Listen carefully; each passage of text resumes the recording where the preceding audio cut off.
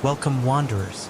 As the moon hangs heavy and the world outside falls silent, let the shadows in your room deepen and your guard fall. For the next 3 hours, we're diving into tales of the chilling and the unknown.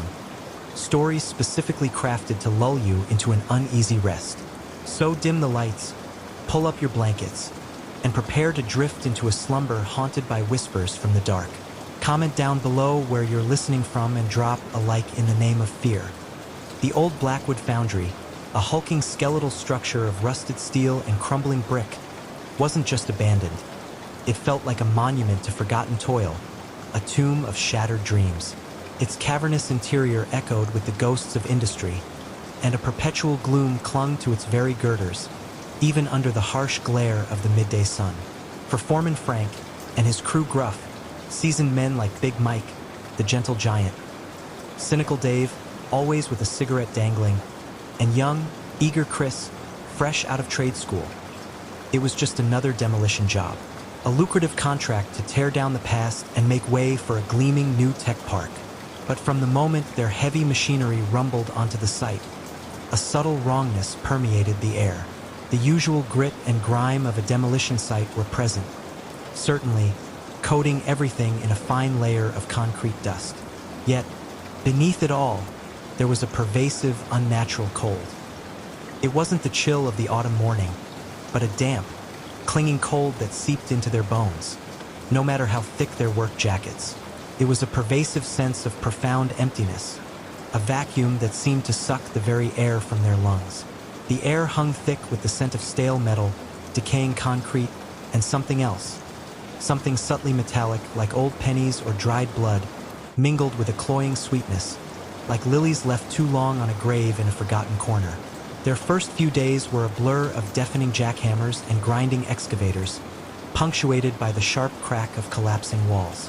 The foundry was vast and empty, its high ceilings and long, dark tunnels amplifying every sound, every movement, every strained groan of the old structure. The only real complaint was the persistent, almost imperceptible hum that seemed to emanate from the very ground, a low thrum that vibrated through the concrete floor, making it hard to truly rest even during their lunch breaks. The unsettling sounds. Then came the sounds. It started subtly, a faint, rhythmic tapping coming from somewhere within the thick concrete walls of the old furnace room, directly behind the massive, rusted boiler. It was soft, hesitant at first, like a child's fingers drumming on distant metal, then growing firmer, more insistent. Top, top, top. It would begin each morning around dawn, just as the first light filtered through the broken windows, and continue for hours, a maddening, persistent rhythm that drilled into Frank's skull. Even when he tried to focus on the blueprints, he'd pound on the wall, yelling, "Knock it off, boys!" His voice, hoarse from years of shouting over machinery, would vanish into the oppressive silence, leaving only the relentless tapping as an answer. Sometimes the tapping would pause, only to resume moments later, accompanied by a faint, almost inaudible whimper, like a child crying from a great distance, choked and desperate.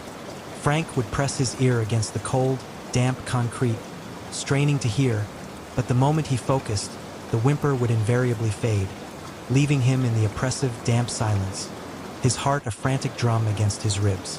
Sleep became a luxury, stolen in fitful, restless bursts, punctuated by the phantom rhythm. The cold intensified. It wasn't just the chill of the autumn air. It was a pervasive, bone-deep cold that seemed to emanate from the very foundations, from the very air. It clung to them, a constant, physical manifestation of an unseen presence. And with the cold came a new, unsettling visual. Fleeting shadows in the periphery of their vision, darting just beyond the reach of their sight, like dark figures slipping between the skeletal girders, or indistinct forms moving in the swirling dust. When they turned, they were gone, leaving only the vast, empty expanse of the foundry. The crew, a small, tight-knit unit forged by years of hard labor, began to show the strain. Young Chris, usually eager, started talking to himself, his whispers growing increasingly frantic about things in the walls. Dave, usually cynical, developed a nervous tick in his eye, constantly scanning the shadows. Big Mike, the gentle giant, complained of persistent headaches and a metallic taste in his mouth. Frank tried to attribute it to the dust, the noise, the sheer grind of the work, but a growing unease gnawed at him. The feeling of futility, of endless, meaningless labor, seemed to deepen with each passing day. One particularly dust-choked afternoon, a strong wind whipped through the broken windows, sending clouds of debris lashing against the remaining structures, mirroring the tempest within Frank's soul. The tapping intensified, frantic now, as if whatever was making the noise was desperately trying to get out, or perhaps desperately trying to get in. Frank huddled in his makeshift office, the sound of physical presence in the room, pressing down on him. Then, distinctly, over the howling wind and the furious tapping, came a soft, almost amused giggle. It was thin, reedy, undeniably human, yet utterly devoid of warmth or joy. It was the sound of something old laughing, something that had seen too much, something that found amusement in human suffering. It seemed to come from the very air around him, a chilling, insidious mirth that wrapped around him like a shroud. His blood ran cold. His heart hammered against his ribs like a trapped bird. This wasn't the wind. This wasn't a hallucination. This was something else. He scrambled from his chair, clutching his hard hat, his eyes wide and unblinking in the pre-dawn gloom. He spent the rest of the night huddled in the foreman's trailer, the faint glow of the emergency lights a pathetic shield against the encroaching darkness. Every shadow seemed to writhe, every creak of the old metal a stealthy footstep, every gust of wind a whispered name, a desperate search for answers. The next day, driven by a desperate need for answers, Frank decided to consult Old Man Tiber, the oldest resident of Blackwood, who ran the local hardware store. Tiber was a man whose eyes held the weary wisdom of generations, and a reputation for knowing the town's history. He found Tiber stacking rusty nails, his gnarled hands moving with practiced ease. "Mr. Tiber," Frank began, trying to sound calm, "I've been experiencing some unusual phenomena at the old foundry. Sounds, cold spots, even voices." He recounted the events, trying to keep his voice steady, professional. Old Man Tiber paused, his hands stilling over the nails. His eyes, pale and sharp, fixed on Frank's face, a gaze that seemed to pierce through his exhaustion and fear, seeing something beyond. A long, drawn-out sigh escaped his lips, smelling faintly of sawdust and ancient rust. "Unusual phenomena? Foreman?" he rasped, his voice like grinding gears. "That foundry, it has always been prone to anomalies, especially at night." He looked back at his nails, but his body language was stiff, guarded, almost defensive. "You hear voices?" The way he pronounced the word sent a chill down Frank's spine, his tone shifting, laced with a strange, knowing sorrow that spoke volumes more than his words. "Just a whisper, maybe a giggle?" Frank stammered, feeling foolish as the words left his mouth, yet unable to stop himself. A flicker of something, recognition, pity, fear, crossed Old Man Tiber's weathered face, gone as quickly as it appeared. He picked up a small, strangely smooth, dark piece of slag from his counter, turning it over in his fingers.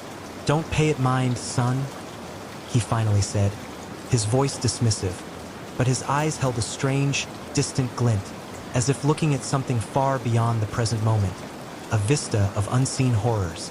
"Some places, they just hold on to things. Best leave them be. Some things, they just keep on working, even when the factory's dead." The conversation was clearly over. His denial, though subtle, was too quick, too absolute. It confirmed Frank's fears, rather than alleviated them. It was a warning disguised as dismissal, a plea to let sleeping horrors lie. The foundry comes alive. That night, the activity escalated beyond anything Frank had experienced. The tapping became bolder, more complex, tracing intricate patterns that sounded eerily like letters being carved into the metal walls of the furnace room. Frank pressed his ear to the cold, damp metal, trembling, and heard what sounded like faint, guttural chanting coming from deep within the foundry's foundations. a low, rhythmic hum that vibrated through the ground, a dark counterpoint to the frantic tapping. It was primal, ancient, like nothing he had ever heard, resonating with a disturbing, almost magnetic pull. And that clinging, damp cold intensified, bringing with it a new, disturbing scent. The faint, unmistakable smell of decay, like damp earth and something long dead, overlaid with the cloying sweetness of those phantom lilies, now sickly sweet and putrid. The portable generator, usually a steady, unwavering hum, began to sputter and die, plunging the foundry into near-total darkness. The emergency lights, weak and flickering, cast grotesque, shifting shadows across the vast space. The tapping was deafening now, a furious drumming that seemed to come from directly beneath the main furnace. He could hear the distinct sound of something heavy dragging itself across the concrete floor, accompanied by a low, guttural groan. The giggling intensified, surrounding him, pressing in, mocking his deepest fears, his profound weariness. He scrambled from his office, tripping over his own feet, collapsing in a heap on the cold floor. He looked around, desperate for a sign, a clue. His gaze fell upon a small, strangely smooth, dark piece of slag he had found near the old casting pits earlier. As he clutched it, a faint, iridescent shimmer pulsed from its surface, and he saw them. Faint, swirling, intricate symbols etched across its dark surface, identical to the ones he'd seen in an old, forgotten book from his childhood, the ones that had haunted his dreams. His blood ran cold. This wasn't just a foundry. This was connected. A piercing, unearthly shriek suddenly tore through the foundry, echoing from the very depths of the ground. It was a sound of pure agony and malevolence, a sound that ripped through his already frayed nerves, freezing him in place. The tapping stopped. The giggling stopped. The whispers ceased. A profound, echoing silence descended, heavier and more terrifying than before, a vacuum of sound. Then, from the massive, rusted maw of the main furnace, a dark, viscous liquid began to seep, slowly, inexorably, spreading across the concrete floor. It was thick, black, and smelled of decay and that metallic tang. And from the depths of the furnace, something began to emerge. It was impossibly thin, a series of undulating segments that writhed and pulsed in the dim light. Its skin was slick and glistening, a sickly gray-green, covered in faint, almost imperceptible scales. It had no discernible head or limbs, just a long serpentine body that coiled and uncoiled, slowly, deliberately, filling the space where molten metal once flowed. And from its surface, hundreds of tiny, iridescent orbs dripped, falling onto the dark concrete with soft, wet plinks, each one pulsing with a faint, hypnotic glow. This was the source. This was the entity Old Man Tiber had warned about, the creature that fed on despair, on futility, on the endless, grinding work that led nowhere. The one for which the foundry was its maw. As the creature, or whatever it was, continued to emerge, the air grew thick with that cloying, sweet scent, mixed now with something truly vile, like stagnant water and rotting meat. The cold intensified, a physical pressure that seemed to squeeze the very life from him. The creature paused, its segmented body filling the entire furnace opening, its presence overwhelming. And then, from somewhere within its undulating mass, a single black, unblinking eye slowly opened. It was vast and ancient, reflecting the dim light, and it fixed on Frank with an intelligence that was chillingly profound, utterly devoid of emotion, yet filled with an ancient, predatory hunger. A voice, not heard with his ears but impressed directly into his mind, echoed in his skull, a chorus of cold, ancient whispers. You toil, you build, you destroy, for nothing. Your futility is my feast, your burnout my sustenance, your resentment my meal. Frank stumbled backward, a choked gasp escaping his lips. His stoicism, already so profound, shattered completely, replaced by pure, unadulterated terror. The orbs on the floor pulsed, beckoning, but the sight of the creature, its vast, unblinking eye, and the chilling realization of its true nature, filled him with a horror that transcended even his deepest despair. This wasn't just a job. It was a pact. He was its sustenance. The foundry was its maw. The creature's segments began to twitch, and a single, long, translucent tendril uncoiled from its mass, reaching towards him. It moved slowly, deliberately, its tip dripping with the iridescent liquid. The despair in his gut screamed for it, but his mind recoiled. "Run!" Frank screamed, his voice raw, finally breaking free of his paralysis. He turned and ran, blindly, instinctively, a desperate primal flight. He scrambled through the foundry, past his terrified crewmates, Chris whimpering, Dave frozen in place, Big Mike staring blankly, his feet slipping on the dusty floor. The foundry seemed to groan around him, the shadows stretching, reaching, the cold intensifying, the scent of decay overwhelming. The metal buckled, the ground shook, as if the entire structure was trying to swallow him whole. He burst out the main gate, into the cool, damp air of the autumn night. The distant lights of Blackwood seemed impossibly far away. He didn't look back. He just ran blindly through the overgrown fields towards the faint, distant glow of the highway. He could hear the creature's low chuckle fading behind him, a promise of its patience, its endless wait. He ran until his lungs burned, until his legs gave out, until he collapsed on the side of the road, gasping for air, tears streaming down his face. The despair still clung to him, a familiar weight, but it was now laced with a new, terrifying knowledge. He had seen the face of his own darkness, and it had been hungry. He never returned to the Blackwood foundry. He abandoned all his belongings, his tools, his very identity within those walls. The lucrative contract had come at an unspeakable price, a price paid not in money, but in sanity. He left Blackwood that night, never looking back, a place now forever synonymous with horror. Months later, living in a small, anonymous apartment in a different city, the nightmares still came. The tapping, the giggling, the whispers, the slithering, the black eye, but something had changed. The sheer, undeniable horror he had faced had, paradoxically, stripped away his cynicism, leaving him with a raw, terrifying understanding of true evil. He no longer sought solace. He sought only escape. His stoicism wasn't restored, not in the way he had once known it. The scars ran deep, etched into his very being. But he faced it now, no new illusions. Sometimes, when the night was utterly silent, he would still feel a lingering chill, a phantom cold spot in the room, or swear he heard a faint whisper on the wind, a dry, reedy chuckle. And he knew, with a chilling certainty, that the Blackwood Foundry wasn't just an old building.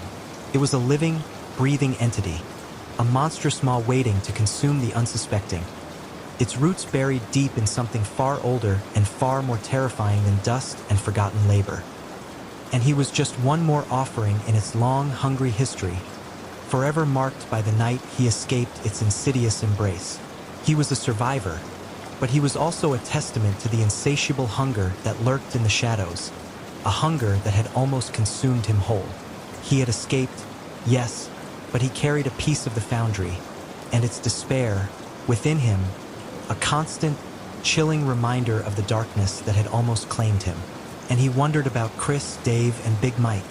Had they escaped, or had they become part of the endless work? The remote military base, Camp Echo, wasn't just isolated. It felt like a scar on the face of the desolate desert. Its utilitarian barracks, sand-blasted watchtowers, and endless stretches of barbed wire were a stark contrast to the vast, empty expanse of the dunes that stretched to the horizon. For Sergeant Alex Miller, a man whose stoicism was forged in a dozen forgotten conflicts, it was meant to be just another deployment. Instead, it became a crucible for his sanity. The mission was simple: monitor a remote, uninhabited sector, a forgotten corner of the world where nothing ever happened. Perfect for a seasoned, weary soldier like Miller, who craved the monotonous rhythm of quiet duty. But from the moment their transport touched down, a subtle wrongness permeated the air. The desert, usually baking hot, held a pervasive, unnatural cold. It wasn't the chill of the night, but a damp, clinging cold that seeped into their bones, no matter how thick their fatigues. It was a pervasive sense of profound emptiness, a vacuum that seemed to suck the very air from their lungs. The air hung thick with the scent of dry dust, stale metal, and something else. Something subtly metallic, like old pennies or dried blood, mingled with a cloying sweetness, like lilies left too long on a grave in the scorching sun. Their first few weeks were a blur of routine patrols and endless vigilance, punctuated by the relentless whine of sandstorms. The base felt vast and empty, its prefabricated structures echoing with every movement, amplifying their isolation. The only real complaint was the persistent, almost imperceptible hum that seemed to emanate from the very ground, a low thrum that vibrated through the floor of their barracks, making it hard to truly rest. The unsettling sounds. Then came the sounds. It started subtly, a faint, rhythmic tapping coming from somewhere within the walls of the comms shack, directly behind the main radio console. It was soft, hesitant at first, like a child's fingers drumming on distant metal, then growing firmer, more insistent. Top, top, top. It would begin each night around midnight, just as the last vestiges of twilight faded, and continue for hours, a maddening, persistent rhythm that drilled into Miller's skull, even when he tried to focus on the static of the radio. He'd pound on the wall, yelling, "Knock it off, Private!" His voice, thin and reedy, would vanish into the oppressive silence, leaving only the relentless tapping as an answer. Sometimes the tapping would pause, only to resume moments later, accompanied by a faint, almost inaudible whimper, like a child crying from a great distance, choked and desperate. He'd press his ear against the cold, damp metal, straining to hear, but the moment he focused, the whimper would invariably fade, leaving him in the oppressive, damp silence, his heart a frantic drum against his ribs. Sleep became a luxury, stolen in fitful, restless bursts, punctuated by the phantom rhythm. The cold intensified. It wasn't just the chill of the desert night. It was a pervasive, bone-deep cold that seemed to emanate from the very sand, from the very air. It clung to him, a constant, physical manifestation of an unseen presence. And with the cold came a new, unsettling visual. Fleeting shadows in the periphery of his vision, darting just beyond the reach of his sight, like dark figures slipping between the barracks, or indistinct forms moving in the swirling dust. When he turned, they were gone, leaving only the vast, empty expanse of the base. His squad, a small, tight-knit unit, began to show the strain. Private Jenkins, the youngest, started talking to himself, his whispers growing increasingly frantic. Corporal Davies, usually unflappable, developed a nervous tick in his eye. Specialist Chen, the medic, complained of persistent headaches and a metallic taste in her mouth. Miller tried to attribute it to the isolation, the stress of deployment, the endless desert, but a growing unease gnawed at him. One particularly sandblasted evening, a dust storm raged outside, sand lashing against the barracks like handfuls of gravel, mirroring the tempest within Miller's soul. The tapping intensified, frantic now, as if whatever was making the noise was desperately trying to get out, or perhaps desperately trying to get in. Miller huddled in his bunk, the sound of physical presence in the room, pressing down on him. Then, distinctly, over the howling wind and the furious tapping, came a soft, almost amused giggle. It was thin, reedy, undeniably human, yet utterly devoid of warmth or joy. It was the sound of something old laughing, something that had seen too much, something that found amusement in human suffering. It seemed to come from the very air around him, a chilling, insidious mirth that wrapped around him like a shroud. His blood ran cold. His heart hammered against his ribs like a trapped bird. This wasn't the wind. This wasn't a hallucination. This was something else. He scrambled from his bunk, clutching his service rifle, his eyes wide and unblinking in the pre-dawn gloom. He spent the rest of the night huddled in the common room. The faint glow of the emergency lights a pathetic shield against the encroaching darkness. Every shadow seemed to writhe, Every creak of the old metal a stealthy footstep, every gust of wind a whispered name. The base comes alive. The next day, driven by a desperate need for answers, Miller decided to consult Captain Thorne, the base commander. He found Thorne in his office, staring blankly at a map. "Captain," Miller began, trying to sound calm, "I've been experiencing some unusual phenomena. Sounds, cold spots, even voices." He recounted the events, trying to keep his voice steady, professional. Captain Thorne listened, his face impassive. A long, drawn-out sigh escaped his lips, smelling faintly of stale coffee and exhaustion. "Unusual phenomena, Sergeant?" he rasped, his voice like grinding sand. "This base, it has always been prone to anomalies, especially at night." He looked back at the map, but his body language was stiff, guarded, almost defensive. "You hear voices?" The way he pronounced the word sent a chill down Miller's spine. His tone shifting, laced with a strange, knowing sorrow that spoke volumes more than his words. "Just a whisper, maybe a giggle?" Miller stammered, feeling foolish as the words left his mouth, yet unable to stop himself. A flicker of something, recognition, pity, fear, crossed Captain Thorne's weathered face, gone as quickly as it appeared. He picked up a small, strangely smooth, dark stone from his desk, turning it over in his fingers. "Don't pay it mind, Sergeant," he finally said, his voice dismissive, but his eyes held a strange, distant glint, as if looking at something far beyond the present moment, a vista of unseen horrors. "Some places, they just hold on to things. Best leave them be. Orders are orders." The conversation was clearly over. His denial, though subtle, was too quick, too absolute. It confirmed Miller's fears, rather than alleviated them. It was a warning disguised as dismissal, a plea to let sleeping horrors lie. The descent.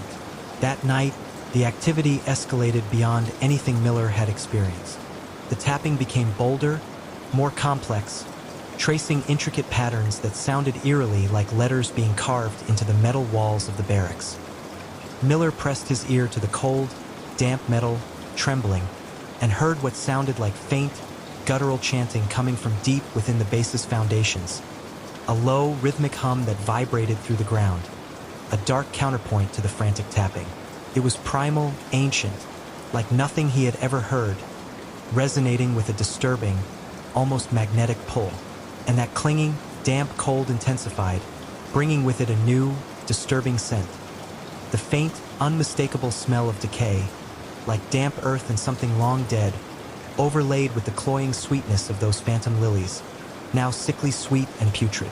The generator, usually a steady, unwavering hum, began to sputter and die, plunging the base into near-total darkness. The emergency lights, weak and flickering, cast grotesque, shifting shadows across the barracks. The tapping was deafening now, a furious drumming that seemed to come from directly beneath their bunks. He could hear the distinct sound of something heavy dragging itself across the sand outside, accompanied by a low, guttural groan. The giggling intensified, surrounding him, pressing in, mocking his deepest fears, his profound weariness. He scrambled from his bunk, tripping over his own feet, collapsing in a heap on the cold floor. He looked around, desperate for a sign, a clue. His gaze fell upon a small, strangely smooth, dark stone he had found near the perimeter fence earlier. As he clutched it, a faint, iridescent shimmer pulsed from its surface, and he saw them. Faint, swirling, intricate symbols etched across its dark surface, identical to the ones he'd seen in the old missal from his childhood church, the ones that had haunted his dreams. His blood ran cold. This wasn't just a base. This was connected. A piercing, unearthly shriek suddenly tore through the night, echoing from the very depths of the desert. It was a sound of pure agony and malevolence, a sound that ripped through his already frayed nerves, freezing him in place. The tapping stopped.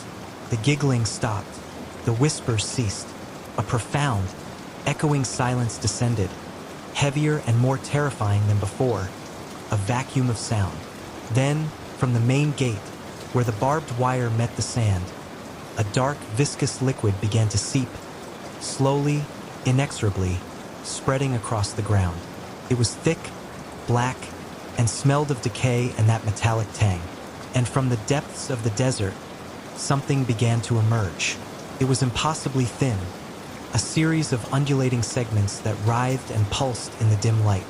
Its skin was slick and glistening, a sickly gray-green, covered in faint, almost imperceptible scales.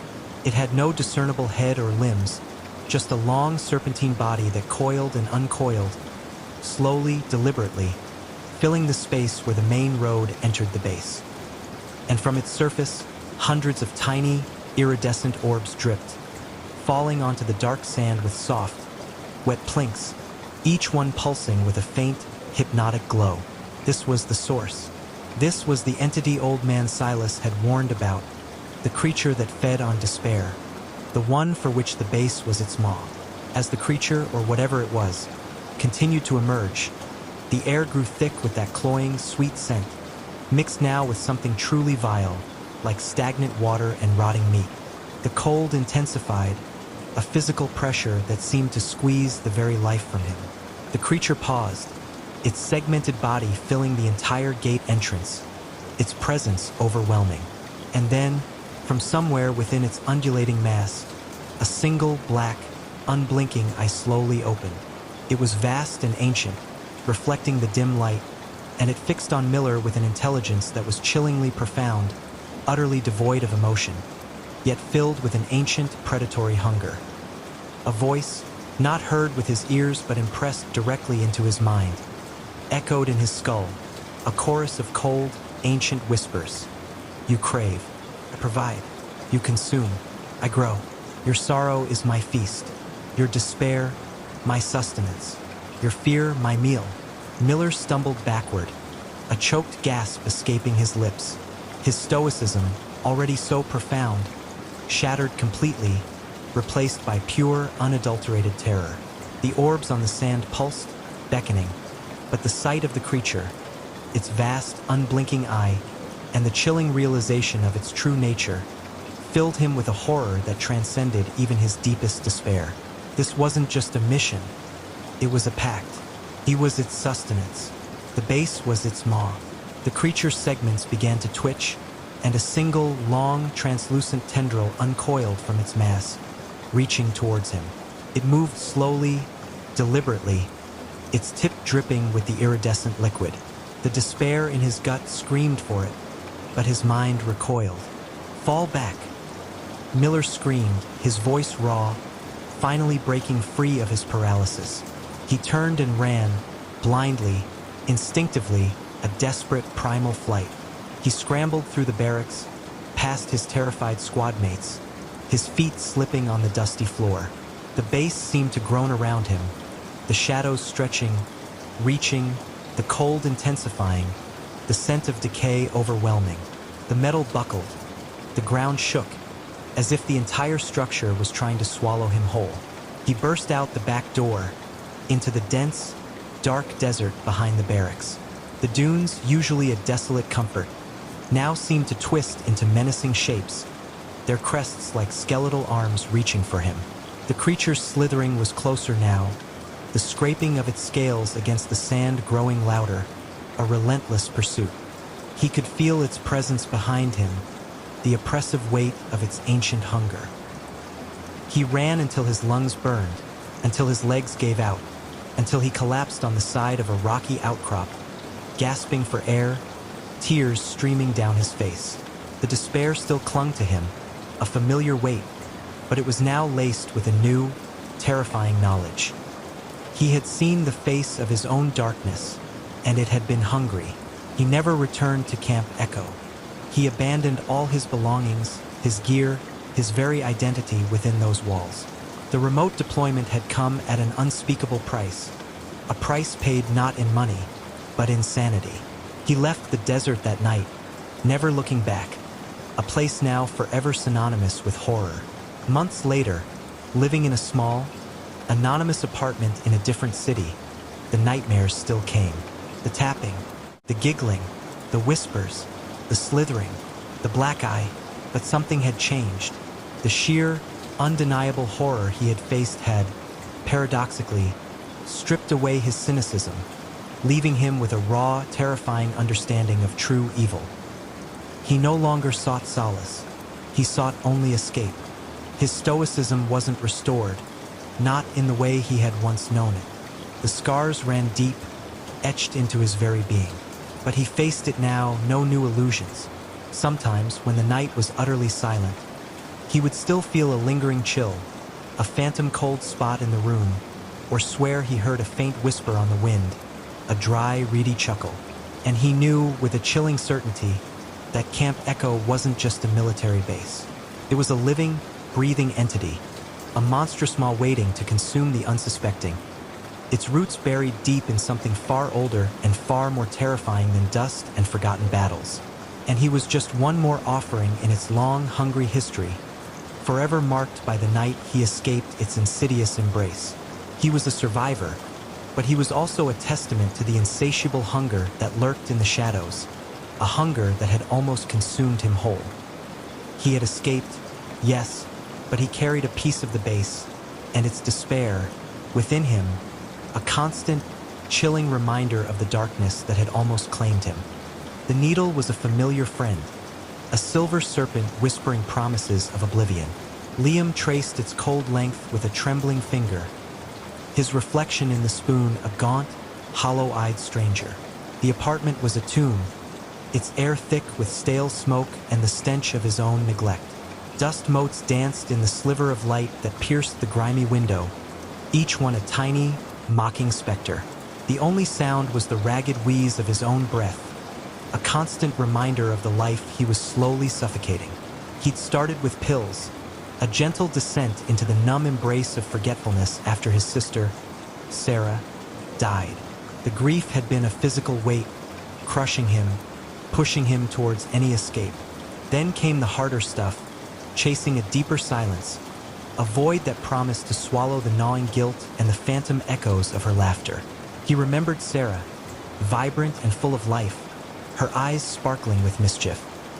Now those memories were blurred, distorted by the haze, replaced by a constant, dull ache that only the needle could momentarily soothe.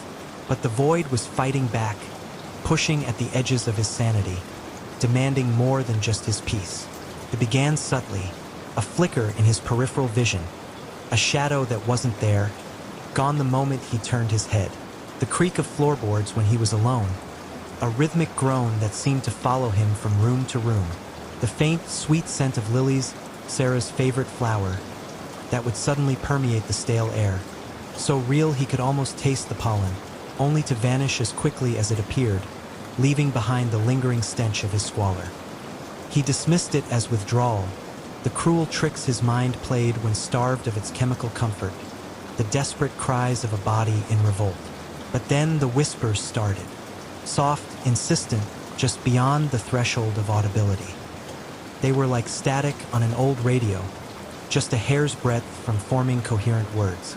He'd strained to hear them, his head cocked, his breath held, his bloodshot eyes darting around the empty room. Sometimes it sounded like his name, a faint, drawn-out Liam, a mournful sigh carried on an unseen breeze. Other times it was a fragmented sentence, a plea, a warning, a jumble of syllables that made his skin crawl. He'd clutch his head, digging his fingers into his scalp, trying to shake them off, convinced he was finally losing it, that the drugs had finally eaten away at the last vestiges of his mind. One night, as he prepared his fix, the whispers coalesced into a distinct voice. Sarah's voice. "Don't, Liam," it pleaded, clear as a bell, yet ethereal, as if spoken from a great distance, from a place beyond the living. He dropped the spoon, the clatter echoing unnaturally loud in the silent room, a sound that seemed to shatter the oppressive quiet. His hands shook, not from the familiar tremors of withdrawal, but from a cold, creeping dread that seeped into his very bones. He hadn't seen her face in years, not clearly, not without the haze of drugs. His memories of her were fractured, like a broken mirror. But now, in the dim, sickly light of his living room, A translucent form shimmered by the doorway, coalescing from the shadows. It was Sarah, or what looked like her. Her eyes, once bright and full of life, filled with a vibrant spark, were now hollow, dark pools, filled with an unbearable sorrow that mirrored his own. Her skin was a ghostly white, almost phosphorescent, and her long, dark hair seemed to ripple like smoke, swaying in an unseen current. "You're not real," he croaked, his voice a dry, rasping sound, scrambling backward, knocking over a stack of empty takeout containers that clattered across the stained carpet. "You're a hallucination, just a bad trip, a nightmare." He squeezed his eyes shut, willing her away, willing the terror to dissipate. The figure didn't speak again, but its eyes, those sorrowful, empty eyes, seemed to bore into his very soul, pinning him in place. It raised a spectral hand, translucent and shimmering, pointing a translucent finger towards the needle on the floor, glinting malevolently in the dim light. A silent accusation heavier than any words. He screamed, a raw, guttural sound torn from the depths of his chest, and stumbled into his bedroom, slamming the door shut with a resounding thud that vibrated through the flimsy walls. He pressed his back against it, panting, his heart hammering against his ribs like a trapped bird. He stayed there for what felt like hours, rigid with fear, listening, waiting for a sound, a whisper, anything. The apartment remained silent, but it was a heavy, suffocating silence, pregnant with unseen horrors. The next morning, the terror had faded, replaced by a dull ache in his limbs and a desperate, gnawing craving that screamed for satisfaction. He convinced himself it had been a dream, a vivid nightmare brought on by his addiction, a cruel trick of his deprived mind. He needed to get high, to silence the lingering fear, to push Sarah's ghostly image back into the recesses of his mind where she belonged, a painful memory, not a terrifying apparition. But the encounters grew more frequent, more vivid, more insistent. Sarah appeared in his kitchen, watching him with those mournful eyes as he rummaged for food, her silent presence a judgment. She stood by his bed at night, a spectral sentinel, her silent presence a suffocating weight that pressed down on his chest, making it hard to breathe. The scent of lilies became constant, clinging to his clothes, his hair, his very skin, a floral shroud that never left him. He could taste it in the air, a cloying sweetness that made his stomach churn. He tried to ignore her, to push through the fear, to find solace in the drug, to chase the fleeting moments of oblivion. But the drugs no longer worked as they once did. The high was fleeting, tainted by her spectral presence, by the cold dread that now accompanied every shot. He'd shoot up, and she'd be there, a silent witness to his self-destruction, her sorrowful gaze a constant torment, a mirror reflecting his own shame. He started talking to her, at first in angry outbursts, his voice hoarse with frustration. "What do you want from me, Sarah? Leave me alone. You're dead. Go back to where you came from." Then, his anger would dissolve into desperate pleas, tears streaming down his gaunt cheeks. "Please, just leave me alone. I can't take this anymore." Her voice, when it came, was a whisper that seemed to echo from inside his own head, a chilling resonance that bypassed his ears and settled directly in his brain. "You brought me back, Liam. You opened the door." He stared at her, horrified, his mind struggling to grasp her meaning. "What do you mean? I didn't do anything. I just wanted to forget. The path you walk," her spectral voice continued, growing stronger, more defined, yet still imbued with an otherworldly quality. "It thins the veil between worlds, calls to what lies beyond. You are not alone in this apartment, Liam. I am not the only one you have invited into your despair." A new, colder dread settled over him, a creeping realization that made his blood run cold. He looked around the squalid apartment, suddenly aware of the oppressive silence, the heavy air that seemed to press down on him from all sides. He had always felt alone here, isolated in his self-made prison, but now, a chilling certainty gripped him. He wasn't. He was a host. The scratching returned, not from within the walls, but from beneath the floorboards, a faint, scuttling sound, like insects, but larger, heavier, accompanied by a soft, wet slithering. He saw shadows shift in the corners of his vision, faster, more defined than before, solidifying into grotesque, fleeting forms. The air grew colder, the scent of decay mingling with the cloying lilies, a sickening combination that made him gag. Sarah's form began to flicker, her edges blurring, as if something was pulling at her, distorting her, tearing at her spectral essence. Her eyes widened in terror, reflecting the growing horror in the room. "They're here, Liam," she whispered, her voice strained, barely audible above the rising cacophony of unseen movement. "The others, you fed them, you called them with your pain, with your surrender." He looked at his arm, at the track marks, the bruised veins, the evidence of his addiction. He had been feeding something, all right? Feeding his addiction, feeding his despair. But what else had he been feeding? What monstrous entities had he inadvertently invited into his sanctuary of self-destruction? The scratching intensified, coming from all directions, a chorus of unseen claws scraping against wood and plaster.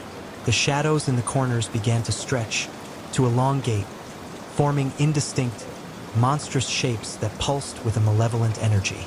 A low, guttural growl vibrated through the floor, a sound that seemed to come from the very foundations of the building, from the earth itself.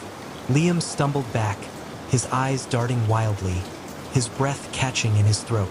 He saw them now, not just shadows, but forms, shifting and writhing in the gloom, coalescing from the oppressive darkness. They were amorphous, vaguely humanoid, their limbs too long, their bodies too thin, their movements jerky and unnatural.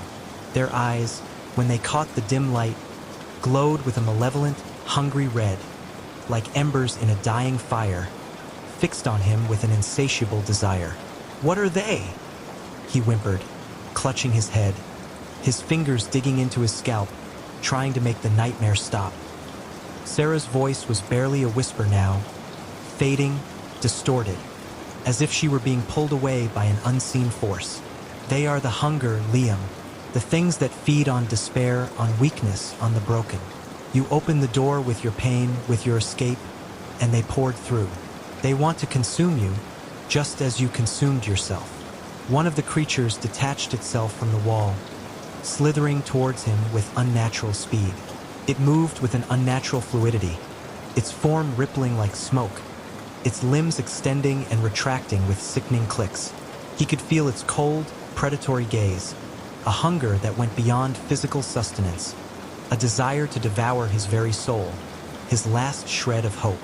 He backed away, tripping over a pile of clothes, falling to the floor with a painful thud. The creature loomed over him, its form coalescing into something vaguely resembling a skeletal hand reaching out, its fingers long and bony, tipped with razor-sharp talons. He could feel its icy breath on his face, a chilling gust that carried the stench of ancient decay, of death and forgotten things, filling his nostrils, making him gag. Sarah's fading image flickered beside him, her hand reaching out, not to him, but towards the needle still lying on the floor, a glint of silver in the oppressive darkness. The dagger, Liam, her voice, almost gone now, a mere echo in his mind. The only true key, break it.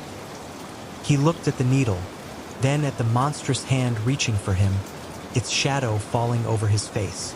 A desperate, terrifying realization dawned. The dagger wasn't a weapon to fight the creatures. It was the tool of his destruction, the very thing that had opened the door to this nightmare. To close it, to banish these horrors, he had to sever the connection, destroy the conduit. With a surge of adrenaline, a desperate, primal instinct for survival, he lunged for the needle, not to use it, but to break it. The creature shrieked, a sound that grated on his very soul, a high-pitched, unearthly wail, and recoiled, its form flickering, momentarily weakened by his defiance. He grabbed the needle, his hands shaking so violently he almost dropped it, and snapped it in half against the edge of the table.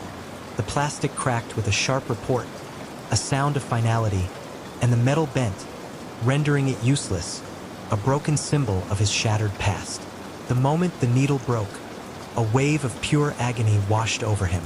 It was as if 1,000 tiny claws were tearing at his insides, ripping away at his very being, consuming him from within. The creatures shrieked again, their forms writhing, shrinking, their malevolent glow dimming. The red in their eyes faded, replaced by a dull, lifeless gray. Sarah's image solidified for a moment, a faint, sad smile on her lips, a look of peace finally gracing her spectral features. "You closed it, Liam," she whispered, her voice clear, strong, and full of a love he hadn't felt in years. Then she dissolved into motes of light, fading completely, leaving behind only the faint, lingering scent of lilies, a final, bittersweet farewell. The pain was excruciating, a searing fire in his veins, every nerve screaming in protest. But beneath it, a strange sense of clarity began to emerge. The fog of the drugs was lifting, replaced by a raw, unfiltered reality. He was seeing the apartment and himself, for the first time in years, not through a haze, but with stark, brutal honesty. The creatures, weakened by the severing of their connection, recoiled further, melting back into the shadows, their forms growing indistinct once more, dissolving into nothingness. The scratching faded, replaced by a faint, almost imperceptible hiss, like air escaping a punctured tire. The scent of decay lingered, a reminder of what had been, but the lilies were gone, replaced by the clean, crisp smell of nothing. Liam lay on the floor, gasping, sweat plastering his hair to his forehead, his body trembling uncontrollably. The withdrawal was hitting him with full force, a brutal, relentless assault on his body and mind, a storm of nausea, cramps, and an unbearable craving. But through the pain, he felt something else, a flicker of hope, a desperate, fragile resolve that had been dormant for too long. He had faced the monsters he had invited, the literal and metaphorical demons of his addiction, and he had, for the first time in a long time, fought back. The apartment was still a mess, his life still in ruins, but the veil had lifted. He saw the horror, but he also saw the path out of it, a narrow, treacherous path, but a path nonetheless. The road ahead would be long, filled with unimaginable pain and overwhelming cravings, a constant battle against the insidious whispers of relapse. The shadows might still linger, whispering at the edges of his perception, tempting him back into the numb embrace of oblivion, but he knew now what they were, and he knew he had the power to keep the door closed, to resist their call. He pushed himself up, his limbs trembling, his body screaming in protest with every movement. He staggered to the window, forcing it open with a grunt. A gust of fresh, clean air rushed in, carrying with it the faint scent of rain and distant city life, a breath of the world he had abandoned. He leaned against the frame, taking deep, shuddering breaths, letting the cold air fill his lungs, cleansing him, pushing out the stale, toxic air of his past. The sun was beginning to rise, painting the sky in hues of orange and pink, a new dawn breaking over the city. The light, though still weak, felt like a beacon, a promise of a new beginning. He was still in the gilded cage of his addiction, but a tiny crack had appeared, a sliver of escape, a glimpse of freedom. He had to fight, not just the monsters in the shadows, but the monster within himself, the insidious craving that had almost consumed him. And for the first time in a very long time, Liam felt a flicker of courage, a spark of resilience. The veiled reality was terrifying, but at least now he could see it. And seeing it was the first step towards truly living again, towards a life free from the shadows and the endless hunger. The rig, Leviathan's Maw, was a monument to human hubris, a colossal steel beast clawing at the ocean floor, gorging itself on the planet's black blood. Miles below the churning surface, where sunlight dared not penetrate, something ancient stirred. Captain Elias Vance, a man whose face was etched with the lines of 100 storms and 1,000 regrets, felt it in his bones. Not the familiar tremor of the drills, but a deeper, colder vibration, a resonance that whispered of unspeakable things. His crew, a motley collection of hardened roughnecks and desperate men, dismissed his unease as the ramblings of an old salt. Just the pressure. Cap, they grunt, wiping sweat from their brows, their eyes fixed on the gauges, on the promise of the next big payout. But Elias knew better. He'd seen things in the deep, things that defied logic, things that stuck to the soul like crude oil. The first sign was the oil itself. It began to change. Not just its viscosity or its sulfur content, but its very essence. It pulsed with a faint, iridescent sheen, a rainbow of unnatural colors swirling within the black. It smelled different too, not just the acrid tang of petroleum, but something else, something metallic and sickly sweet, like decaying roses and rust. The crew called it living oil, a macabre joke that sent shivers down Elias's spine. Then came the incidents, minor at first, a pipe bursting with unnatural force, spraying a crewman with the viscous black fluid. The man screamed, not from the burn, but from something else, something unseen. His skin, where the oil touched it, began to ripple, to darken, his eyes widening in silent horror before he collapsed, convulsing. By the time they reached him, his body was covered in black, glistening lesions, his skin peeling away in strips, revealing raw, weeping flesh beneath. He died hours later, his last breath a choked gurgle, his eyes still wide with an unspoken terror. The official report cited a chemical burn, but Elias knew. He had seen the way the oil seemed to crawl on his skin, like a living thing. More incidents followed. Equipment malfunctions that defied explanation. Tools vanishing, only to reappear coated in the strange, iridescent oil. The constant, low hum of the rig seemed to deepen, to take on a guttural quality, as if the structure itself were groaning in agony, or perhaps in hunger. The crew grew jumpy. Whispers of a curse circulated, of ancient spirits disturbed by their relentless drilling. Elias saw the fear in their eyes, the same fear that gnawed at his own gut. He tried to raise his concerns with the corporate overlords back on shore, but his calls were met with dismissive laughter, with talk of deadlines and quotas. Just a bit of rig fever, Captain. The smooth voice of the CEO, a man named Sterling, would purr over the satellite phone. Keep those pumps running. But the fever was real and it was spreading. One night, during the midnight shift, the rig's lights began to flicker erratically. The generators strained, whining like wounded beasts. Elias was on the bridge, watching the monitors, his heart a cold knot in his chest. The pressure gauges for the deep well were spiking, then plummeting, then spiking again, wildly erratic. Something's wrong, his first mate, a grizzled veteran named Finn, muttered, his face pale in the flickering light. The well, it's fighting back. Suddenly, a deafening roar erupted from below deck, a sound that was not mechanical, but organic, primal. It was a sound of immense power, of ancient rage. The rig shuddered violently, throwing men off their feet.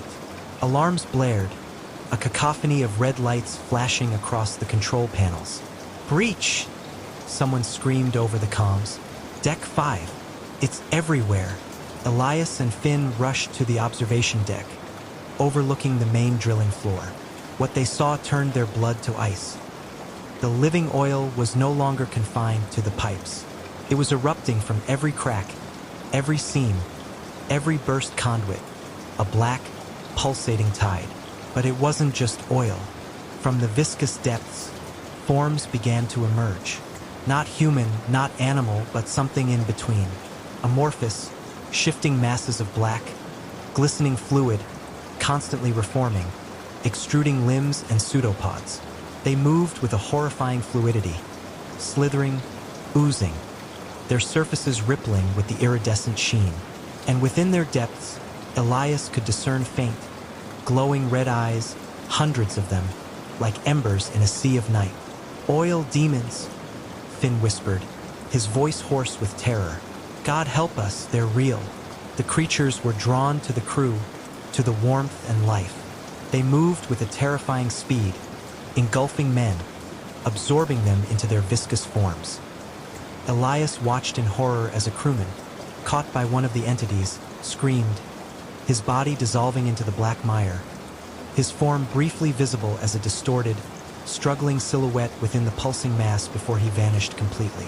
The demon grew larger, its red eyes glowing brighter. "Abandon ship!" Elias roared, his voice cracking. "Get to the lifeboats! Now!" Chaos erupted.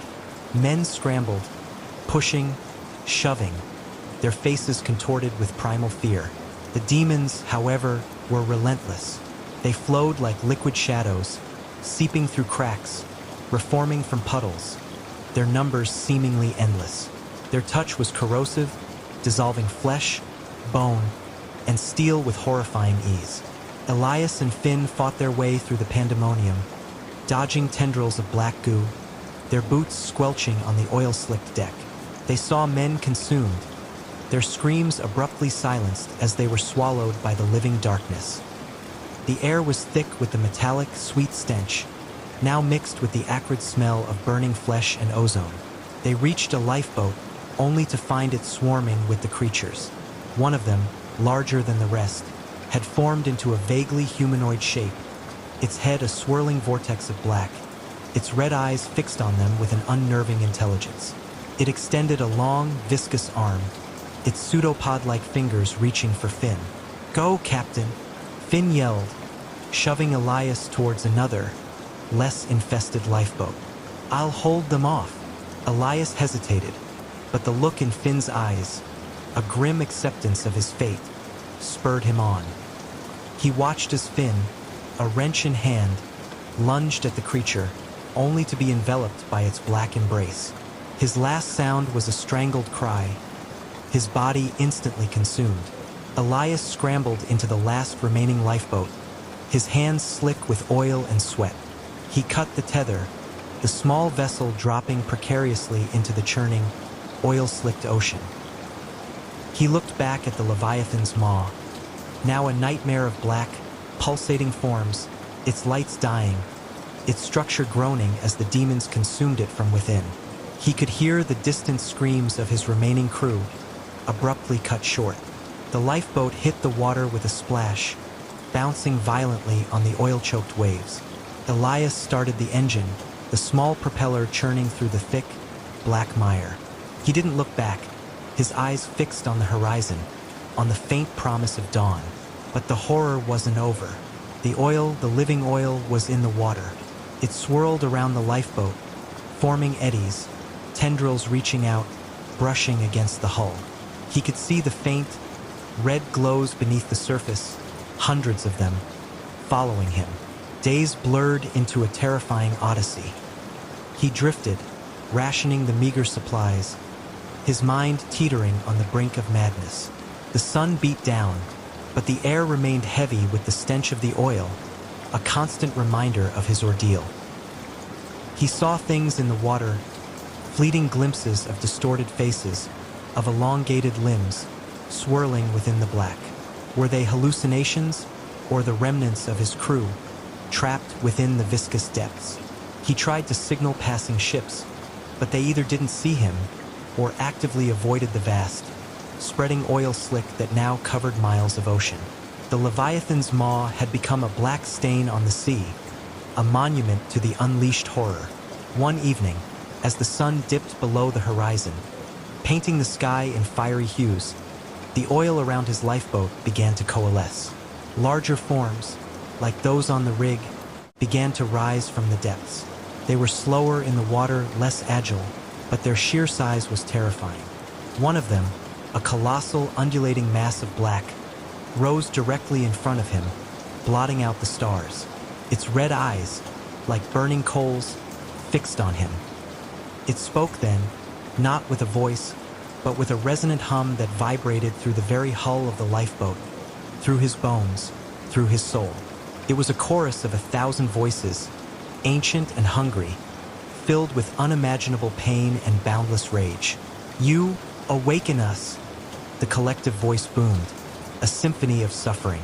"You feed us your greed, your waste, your blood." Elias stared, paralyzed by terror. This was not just a creature. It was a manifestation, a vengeful spirit born from humanity's insatiable hunger for the Earth's resources. We are the Earth's of vengeance, the voice continued, growing louder, more insistent. The price of your consumption. The creature lunged, its massive, viscous form engulfing the lifeboat. Elias felt the cold, crushing embrace of the oil, the burning sensation as it touched his skin. He screamed, a futile, desperate sound, as the blackness consumed him, his body dissolving, his consciousness fading into the collective agony of the oil demons. His last thought was of Sarah, of the lilies, of the clean air he had once taken for granted. And then, only blackness and the faint, sweet scent of decay. The Leviathan's maw was never found. The vast oil slick continued to spread, a growing scar on the ocean's surface. Occasionally, ships would report strange phenomena, flickering lights beneath the waves, the faint, metallic scent of decaying roses, and the chilling sound of whispers carried on the wind.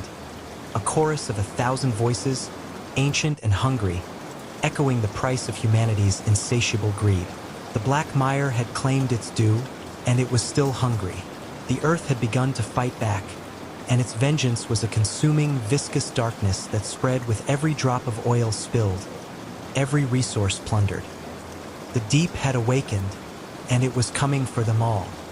The rain had been falling for 3 days straight, a relentless, drumming curtain that blurred the lines between sky and swamp. Private Miller, his uniform a sodden second skin, cursed under his breath as another cold drop found its way down his collar. His boots squelched with every step, each movement a struggle against the sucking mud that threatened to swallow them whole. Around him, the other members of Bravo Company moved like specters, their faces grim, their rifles clutched tight. "Any sign, Sergeant?" Miller rasped, his voice hoarse from the damp and the constant strain. Sergeant Thorne, a man whose face seemed permanently etched with the weariness of 100 campaigns, merely shook his head. "Nothing but the damn frogs, Miller. And the silence. The silence. That was the real horror.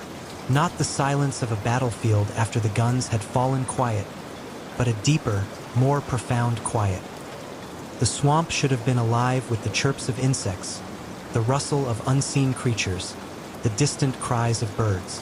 But here, in this particular stretch of the Blackwater Mire, there was only the ceaseless patter of rain and the chorus of the frogs. They were everywhere, not the small, harmless tree frogs or the plump, croaking bullfrogs of home. These were different, larger, for one, some the size of a man's fist, others almost as big as his head. Their skin was a mottled, sickly green, slick with mucus, and their eyes were the worst. Luminous, golden orbs that seemed to glow in the perpetual twilight of the swamp. Unblinking, unervingly intelligent. They watched, from lily pads, from the gnarled roots of cypress trees, from beneath fallen logs. Always watching. The first incident had been a week ago.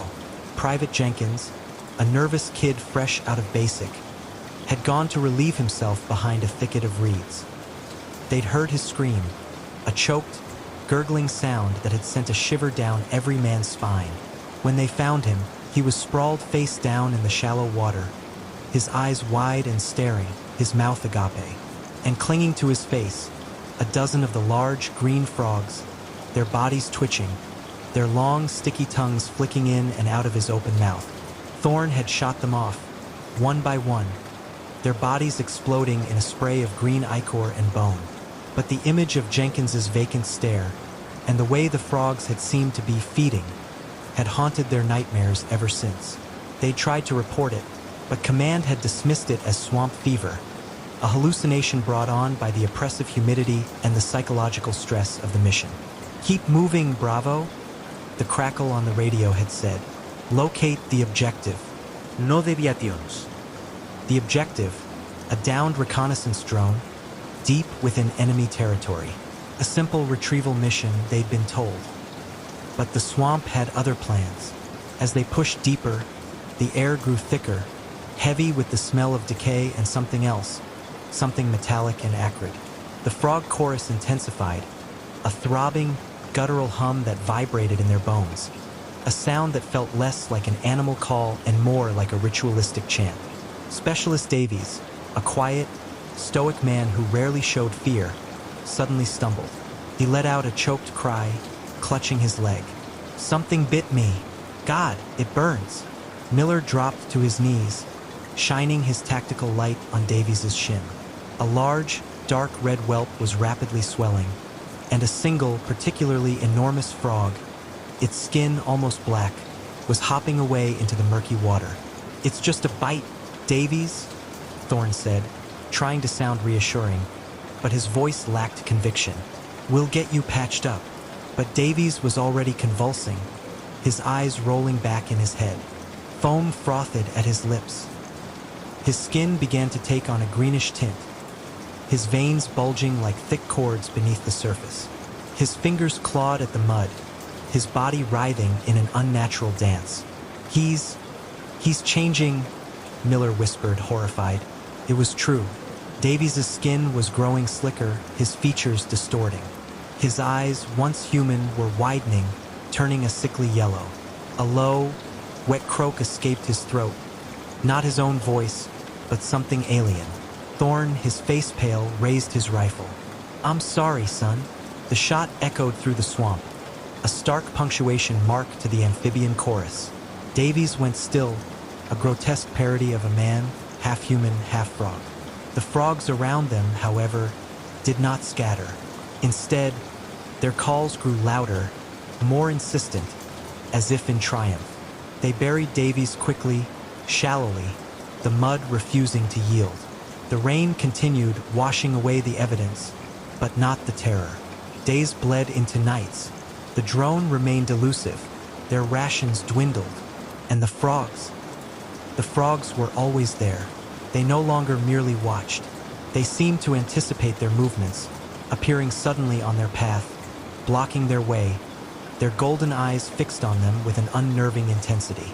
Private Rodriguez, a devout man who carried a worn Bible in his pack, began to talk to himself, muttering prayers, then curses.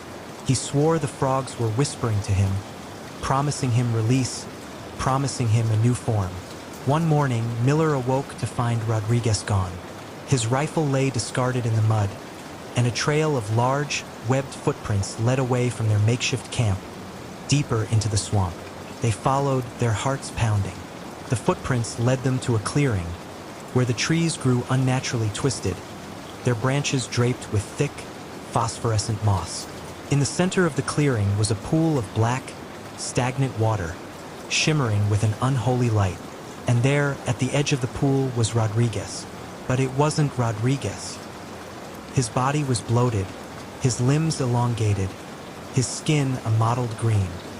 His mouth was a wide, lipless slit, and his eyes, once filled with human fear, now glowed with the same unsettling golden light as the other frogs. He was surrounded by dozens of them, all croaking, all watching. He turned his head, a slow, unnatural movement, and fixed his new amphibian gaze upon them. A low, wet chuckle, devoid of humanity, emanated from his throat. Thorne didn't hesitate this time. He opened fire, a burst from his automatic rifle tearing through the grotesque form that had once been their comrade. The frogs scattered, a green wave receding into the shadows. "We have to get out of here," Miller choked, his stomach churning. "This place is cursed." "We can't," Thorne said, his voice grim. "Orders. The drone. The drone." It had become a phantom, a reason to stay in this living nightmare. They found it eventually, nestled in a clearing choked with strange, bulbous fungi. It was intact, miraculously, its metallic shell gleaming dully in the perpetual gloom. But as they approached, the ground around it began to ripple. The fungi pulsed with a faint, internal light, and then they emerged. Not just the frogs, but something else. Larger, much larger. From beneath the earth, from the depths of the black water, they rose. Colossal amphibians, their bodies the size of small tanks, their skin a patchwork of scales and slick mucus, their eyes, enormous and golden, fixed on the soldiers with an ancient, malevolent intelligence. Their mouths, vast and gaping, revealed rows of needle-sharp teeth. These were not mere animals. These were the masters of the mire, the architects of the horror. One of them, a monstrous creature with a crown of jagged bone protruding from its head, let out a deafening croak that shook the very ground. The smaller frogs, thousands upon thousands of them, surged forward, a living tide of green and gold. "Open fire!" Thorn roared, his voice barely audible above the rising din. They unleashed a volley of bullets, but the creatures were too numerous, too resilient. The rounds seemed to glance off their thick hides, or simply embed themselves without effect. The smaller frogs, however, were a different matter. They swarmed, leaping onto the soldiers, their sticky tongues lashing out, their sharp claws tearing at flesh. Miller felt one land on his face, its cold, wet body pressing against his cheek. He screamed, tearing it off, its tiny, sharp teeth leaving angry red welts. Another latched onto his arm, its grip surprisingly strong. He could feel its tongue, rough and abrasive, exploring his skin. He saw Private Chong, a quiet, studious man, overwhelmed by a dozen of the smaller frogs. They covered him, a living shroud, their bodies twitching, their tongues working. He thrashed, his screams muffled, then ceased. When the frogs finally dispersed, Chong was gone, his uniform lying in a crumpled heap, empty. "They're dissolving them," Thorn yelled, his face contorted in a mask of horror. "Their skin, it's acidic." The realization hit Miller like a physical blow. The mucus, the tongues, the rapid decomposition of Jenkins and Chong. These frogs weren't just biting. They were consuming, dissolving their victims, absorbing them into their grotesque forms. The colossal amphibians advanced, their massive bodies crushing the fungi, sending tremors through the ground. Their croaks were no longer just calls.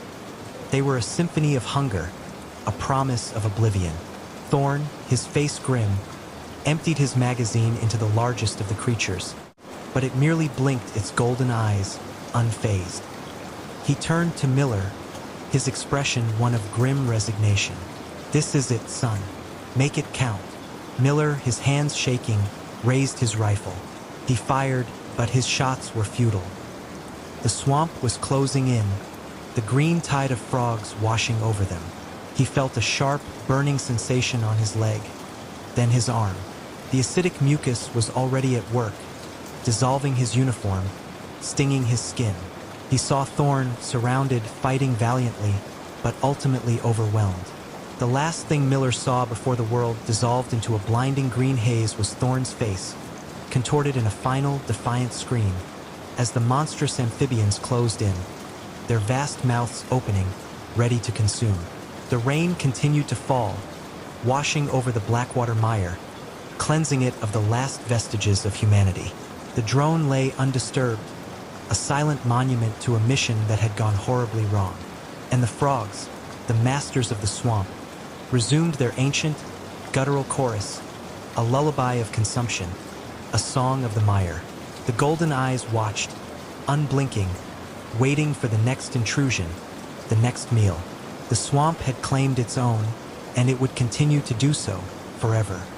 The air in the Sundarbans was a suffocating shroud of humidity and the cloying scent of decay, a constant reminder of the relentless cycle of life and death that governed this ancient mangrove forest. Deep within its labyrinthine waterways and tangled roots, where the land bled into the sea, lived creatures of primeval power.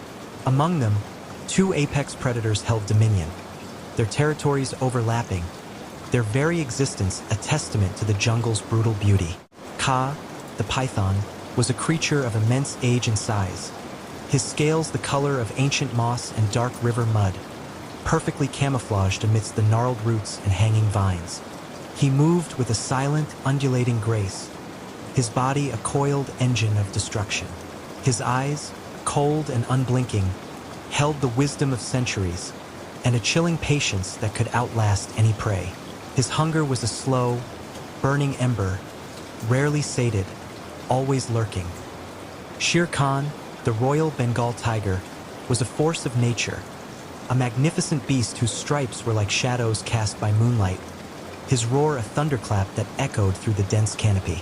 He was the undisputed king of his domain, his power absolute, his fury legendary. His amber eyes burned with an intelligent ferocity, and his movements were a symphony of raw strength and predatory cunning. His hunger was immediate, visceral, and always demanding. Their paths inevitably crossed, not in open conflict, for both were creatures of instinct, understanding the immense cost of such a battle. Instead, their encounters were tense, silent standoffs, a dance of dominance and subtle threat. Ka would lie coiled on a sun-dappled branch, a living part of the tree, as Shere Khan padded silently beneath, his massive paws barely disturbing the leaf litter. The tiger would pause, his nostrils flaring, sensing the serpent's presence, a low growl rumbling in his chest.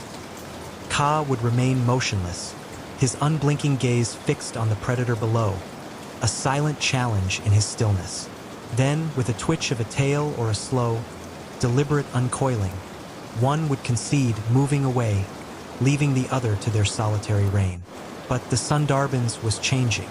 A new scent began to permeate the humid air, something alien and unsettling. The acrid tang of burnt diesel, the metallic clang of distant machinery. Humanos. They were encroaching, pushing deeper into the mangroves, their boats churning the sacred waters, their axes biting into the ancient trees. This intrusion disturbed the delicate balance. Prey became scarcer, driven away by the noise and the destruction. The territories of Ka and Shere Khan, once vast and bountiful, began to shrink, their hunting grounds overlapping more frequently. The silent standoffs grew longer, more charged with unspoken aggression.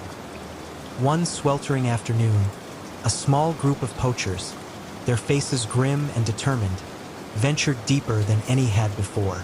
They were after a rare species of deer, known to inhabit a secluded island within Ka's primary hunting grounds. They set their snares, their movements clumsy and loud, oblivious to the ancient eyes watching them from the shadows. Ka felt their presence, a discordant vibration in the earth, a crude disruption of his domain. He had encountered humans before, fleeting glimpses of their fragile forms, their strange, loud tools. They were a nuisance easily avoided, but these were different. Their scent was stronger, their intent more predatory. As dusk bled into night, the poachers made camp, their fire a beacon in the encroaching darkness. The smell of cooking meat, of human sweat and fear, drifted through the trees. Ka, driven by a hunger sharpened by the scarcity of prey, began to stalk them. He flowed through the undergrowth, a silent shadow, his scales brushing against the damp leaves, his body a ripple of muscle. Meanwhile, Shere Khan, also drawn by the scent of the humans and the promise of an easy meal, approached from the opposite direction. He had learned to fear humans and their fire sticks, but hunger was a powerful motivator. He watched from the dense foliage, his amber eyes gleaming, assessing the situation. The poachers, emboldened by their fire and their crude liquor, grew careless. One of them, a young, nervous man named Rakesh, wandered away from the camp to relieve himself. He stumbled through the thick roots, his flashlight beam dancing erratically, revealing nothing but the oppressive green. Suddenly, a shadow detached itself from the deeper gloom. Rakesh froze, his heart hammering against his ribs. He saw it then, a massive, muscular form, stripes rippling in the faint light. Shere Khan. A guttural growl vibrated through the air, shaking the very leaves on the trees. Rakesh screamed, a high-pitched, terrified sound, and turned to flee, but the tiger was too fast. With a single, powerful leap, Shere Khan was upon him, a blur of teeth and claws. The scream was abruptly cut short, replaced by a sickening crunch of bone and tearing flesh. The other poachers, alerted by the scream, grabbed their rifles and machetes, their faces pale with terror. They fired wildly into the darkness, the gunshots echoing deafeningly through the silent forest. Ka, who had been closing in, paused. The sudden violence, the roar of the tiger, the sharp crack of the fire sticks, It was a disruption of his hunt, an invasion of his territory. He watched, his unblinking eyes observing the chaos. Shere Khan, having secured his prey, dragged Rakesh's body deeper into the undergrowth, away from the flashing lights and the deafening sounds. He began to feed, his powerful jaws tearing at the flesh, the sounds of his meal sickeningly audible in the sudden lull. The remaining poachers, huddled together, their faces streaked with sweat and fear, decided to retreat. They had lost one of their own, and the jungle had shown its teeth. They stumbled back towards their boat, their every step a desperate scramble. As they moved, Ka, his patience exhausted, decided to act. He had been denied his prey, and these humans were a persistent nuisance. He dropped from a low-hanging branch, his massive body landing silently behind the last man in line, a burly, superstitious man named Gopal. Gopal felt a sudden, cold pressure around his ankles. He looked down, his eyes widening in disbelief and horror. A thick, scaly coil was wrapped around his legs, tightening with terrifying speed. He screamed, a choked, gurgling sound, as Ka's immense body began to wrap around him, pulling him off his feet. His companions turned, their eyes widening in terror as they saw Gopal struggling, his body being slowly enveloped by the monstrous serpent. They fired their rifles, but their shots went wide, tearing through the leaves, doing nothing to deter the python. Ka, unperturbed, continued his deadly embrace, his coils tightening, crushing the life out of Gopal. The man's screams faded into a desperate gasp, then silence. The other poachers, their faces contorted with absolute terror, abandoned their friend and fled, scrambling through the dense undergrowth, their fear a palpable thing.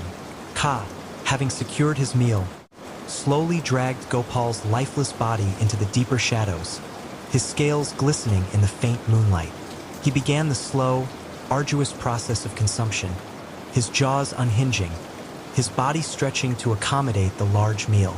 As Ka fed, a new presence entered his immediate vicinity.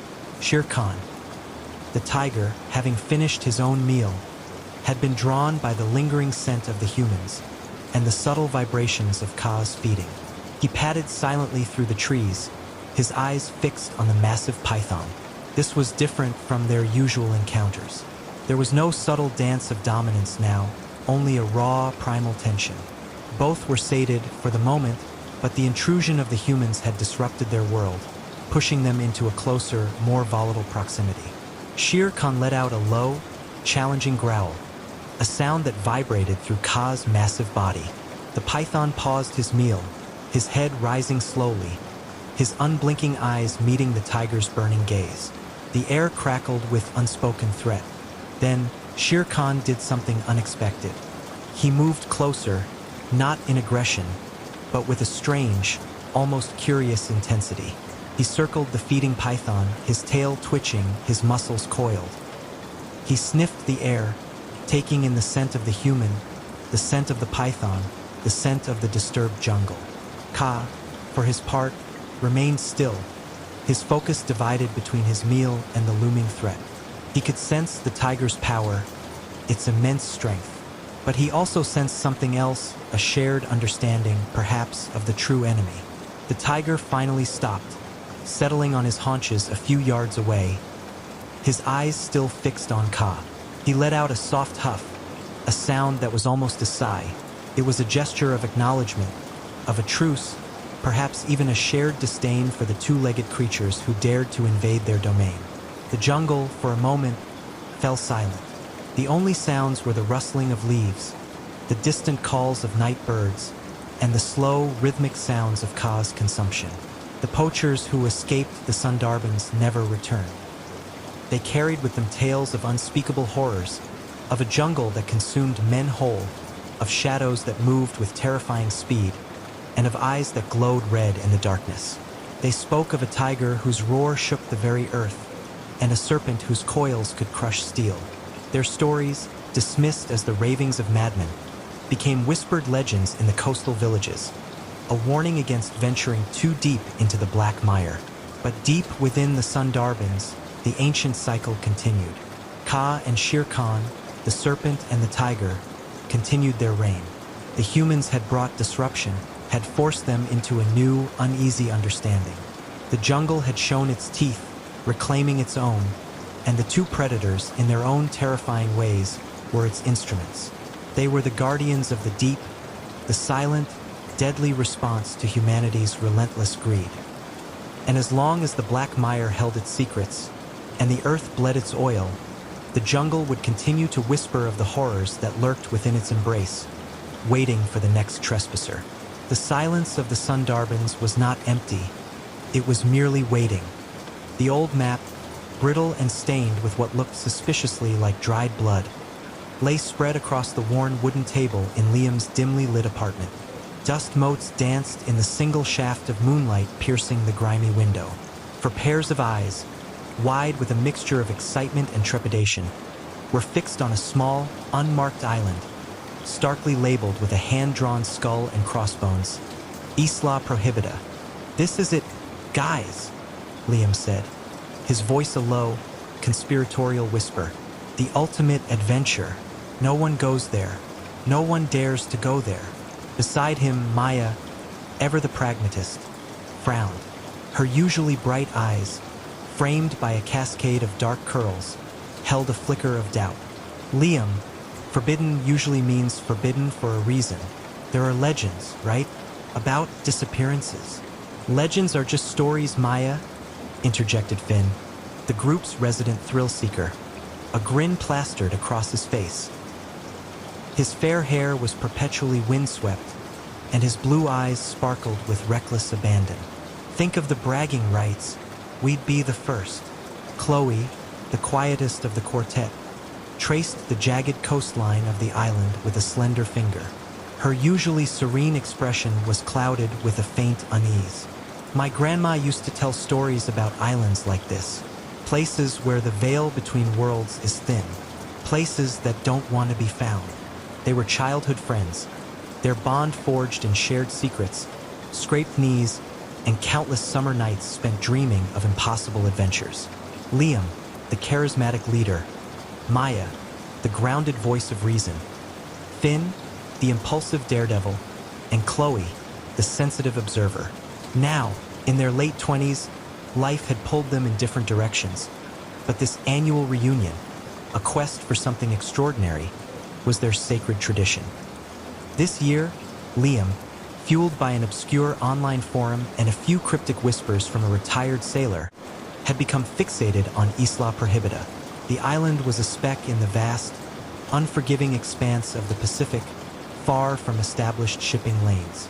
Local fishermen avoided it like the plague, their eyes widening in superstitious fear at its mere mention.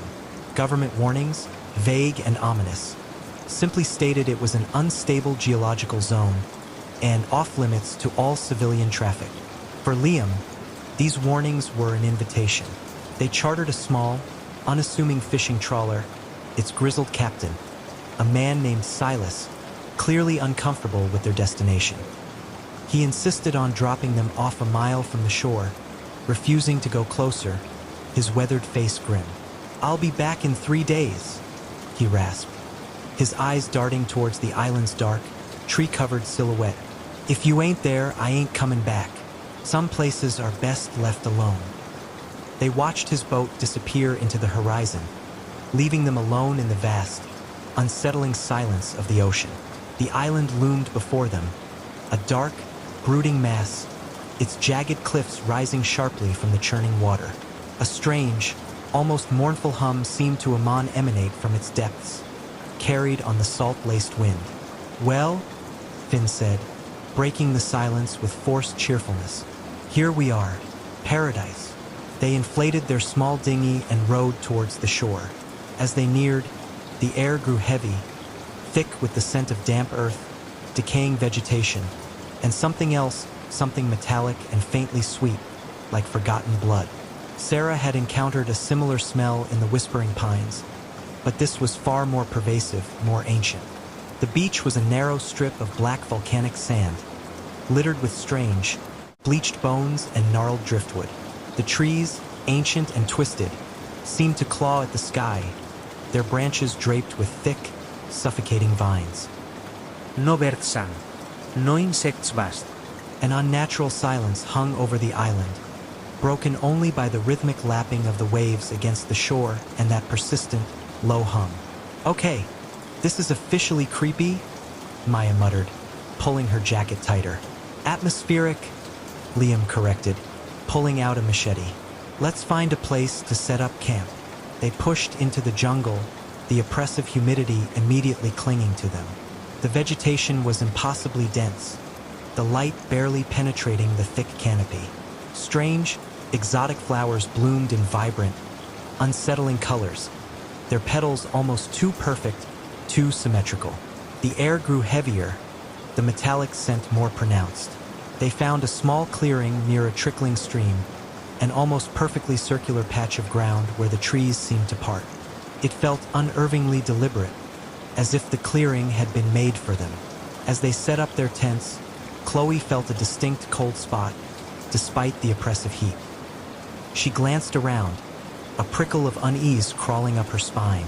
That night, the hum intensified. It wasn't just a sound. It was a vibration that seemed to resonate in their very bones. A low, resonant thrum that filled the air. They tried to sleep, but the hum, combined with the unnerving silence of the jungle, made it impossible.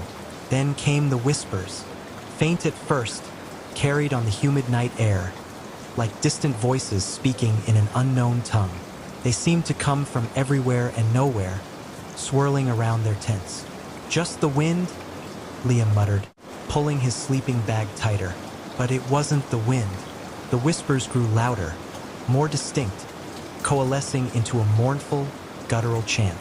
It was a language none of them understood, yet it filled them with a profound sense of dread, a primal fear that resonated deep within their ancient instincts. Finn, ever the skeptic, tried to make light of it. "Sounds like a bad acid trip. Anyone else feeling a little off?"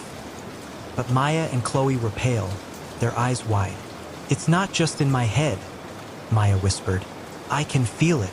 The next morning, the hum was gone, replaced by an unsettling stillness.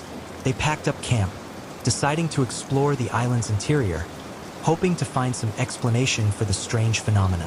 They followed a faint, overgrown path, barely discernible beneath the thick undergrowth. As they delved deeper, the trees grew even more gnarled and twisted, their branches forming grotesque, skeletal shapes. The air grew colder, despite the sun beating down from above. The metallic, sweet smell intensified, almost overwhelming. They stumbled upon a clearing. In its center stood a massive, ancient stone altar, its surface dark and slick with what looked like dried blood. Strange, indecipherable carvings covered its sides, depicting grotesque figures with multiple limbs and distorted faces. Around the altar, scattered on the ground, were more bones, larger this time, clearly human.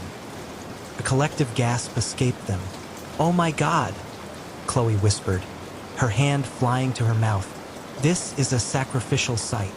Liam, his face pale, slowly reached out and touched the altar. It was impossibly cold, radiating an unnatural chill. This is older than anything I've ever seen. Pre-Columbian, maybe even older." As he spoke, the hum returned, louder this time, vibrating through the ground. The whispers intensified, swirling around them, forming distinct words in their minds, though no sound passed through the air. Intruders, desecrators. A cold dread seized them. They weren't alone. Suddenly, the ground beneath them trembled violently. The trees around the clearing began to sway, not with wind, but with an unseen force. The altar pulsed with a dark, malevolent energy. "Run!" Maya screamed. They scrambled back, tripping over roots, their hearts pounding. They ran blindly through the dense jungle, the whispers chasing them, growing louder, more furious. "Our land! Our sacrifice!" They ran until their lungs burned, until their legs ached, until they collapsed in a small, hidden grotto, panting, terrified. "What was that?" Finn gasped, his usual bravado gone, replaced by raw fear. "I don't know," Liam whispered, his face ashen. But it was real. Chloe, trembling, pulled out her phone. No signal. We're trapped. They spent the rest of the day huddled in the grotto, too terrified to move.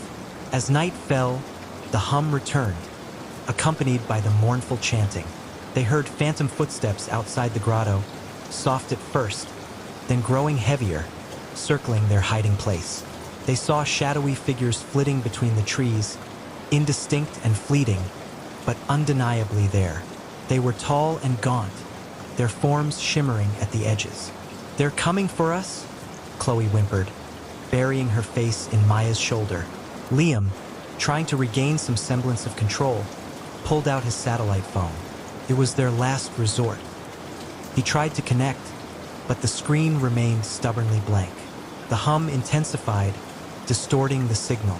"It's blocking us," Maya whispered, her voice filled with despair. The chanting grew louder, more insistent, seeming to fill their very minds. They began to feel a strange pull, a dizzying disorientation. Their thoughts grew sluggish, their bodies heavy. Then, a voice, clear and resonant, echoed in their minds, not a whisper, but a command. "Join us. Become one with the island. Your fear, it is delicious." They fought against the mental intrusion, struggling to maintain their grip on reality. Liam tried to stand, but his legs buckled. Finn began to babble incoherently, his eyes wide and unfocused. Chloe whimpered, tears streaming down her face. Maya, however, felt a surge of defiance. She remembered Silas's warning, the fear in his eyes. This island wasn't just forbidden. It was alive, and it was hungry. She grabbed Liam's hand, then Finn's, then Chloe's, pulling them into a tight circle. "Fight it!" she screamed, her voice hoarse, but filled with desperate resolve. "Don't let it in. Remember who you are." She focused on their shared memories, on the laughter, the adventures, the unbreakable bond of their friendship. She projected those memories, those feelings of love and connection, into the oppressive mental space. The entity recoiled, its whispers momentarily faltering. It was surprised. It fed on fear, on isolation, on the breaking of wills. Their unity, their defiance, was an unexpected resistance, but it quickly regained its strength. The chanting intensified, becoming a furious roar. The shadowy figures outside the grotto pressed closer, their forms becoming more distinct, their faces ancient and tormented, their eyes burning with an unholy light. They were not just spirits. They were the echoes of past sacrifices, trapped and consumed by the island's malevolence. The ground shook. The grotto began to collapse, rocks raining down around them. "We have to move," Liam yelled, finally breaking free of the mental haze. They crawled out of the grotto, scrambling through the crumbling rocks, the shadowy figures lunging at them, their icy touch burning. They ran back towards the beach, their only hope of escape. The jungle was a nightmare. Vines seemed to reach out and grab them. Trees twisted into menacing shapes. The air was thick with the metallic scent, and the whispers screamed in their ears, accusing, demanding. "You cannot leave. You are ours." As they neared the beach, the hum intensified to a deafening roar. The waves crashed against the black sand with unnatural force, as if the ocean itself was trying to keep them from escaping. On the beach, illuminated by the sickly green glow emanating from the island's interior, stood a multitude of shadowy figures. They were waiting. They were blocking their path. "We're trapped," Finn cried, his voice breaking. Liam, desperate, looked at the churning ocean. "We swim for it. It's our only chance." They plunged into the dark, cold water. The current was impossibly strong, pulling them back towards the shore, towards the waiting shadows. The whispers followed them, even underwater, a chilling chorus in their minds. "You will join us. You will be one." They fought against the current, their limbs aching, their lungs burning. The shadowy figures waded into the water, their forms shimmering, reaching for them with skeletal hands. Chloe, exhausted, felt herself being pulled under. She saw a shadowy face, ancient and sorrowful, rising from the depths, its eyes fixed on her. She felt a cold, possessive touch on her ankle. "Chloe!" Maya screamed, grabbing her hand, pulling her with all her might. Liam and Finn, seeing her struggle, swam back, forming a human chain, pulling her away from the grasping shadows. They swam for what felt like hours, battling the relentless current and the unseen forces that tried to drag them down. The island's hum slowly faded behind them, replaced by the vast, empty silence of the open ocean. When the first rays of dawn finally broke over the horizon, painting the sky with hues of orange and pink, they were far from the island, adrift in the endless expanse of the Pacific. They were bruised, battered, and utterly exhausted, but alive. Hours later, a distant speck appeared on the horizon. Silas's trawler. He had come back. He pulled them onto the boat, his face grim, his eyes wide with a silent understanding. He didn't ask questions. He just gave them blankets and hot coffee and steered his boat away from the cursed island towards the safety of civilization. They never spoke of Isla Prohibita again, not to each other, not to anyone. The experience had scarred them, leaving an indelible mark on their souls. They carried the memory of the whispers, the shadows, the ancient hunger that lurked beneath the beautiful, deceptive surface of the Forbidden Island. Their friendship, forged in childhood, had been tested in the crucible of unimaginable horror and had emerged stronger, more profound. They understood, more deeply than ever, the preciousness of life and the terrifying reality of what lay beyond the veil of the known world. Sometimes, late at night, when the wind whispered through the city streets, Chloe would swear she could hear it, just at the edge of hearing, a faint, mournful hum, a siren's lullaby, calling from the depths of the ocean, waiting for another group of curious souls to venture into its forbidden embrace. But they would never answer that call again. They were survivors, forever bound by the secret of Isla Prohibita, a silent testament to the horrors that lurk in the forgotten corners of the world and the price of forbidden knowledge.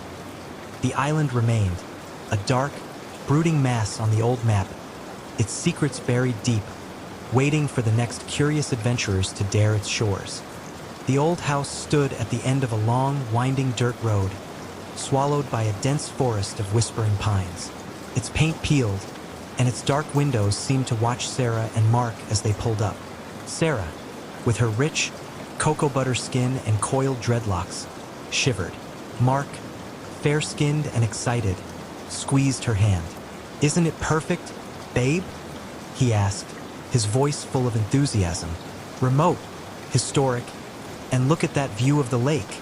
Sarah tried to smile, but unease crawled up her spine. "It's certainly remote, Mark. Are you sure? Feels a little isolated." Mark laughed. "That's the point. No noisy neighbors, just us, the stars, and nature." A freelance writer, he sought quiet inspiration. Sarah, a graphic designer, loved the city but agreed for his sake. The real estate agent, Brenda, met them. "Welcome to the Whispering Pines. It's been in the Miller family for generations." Her eyes lingered on Sarah, a flicker of something unreadable, before turning to Mark.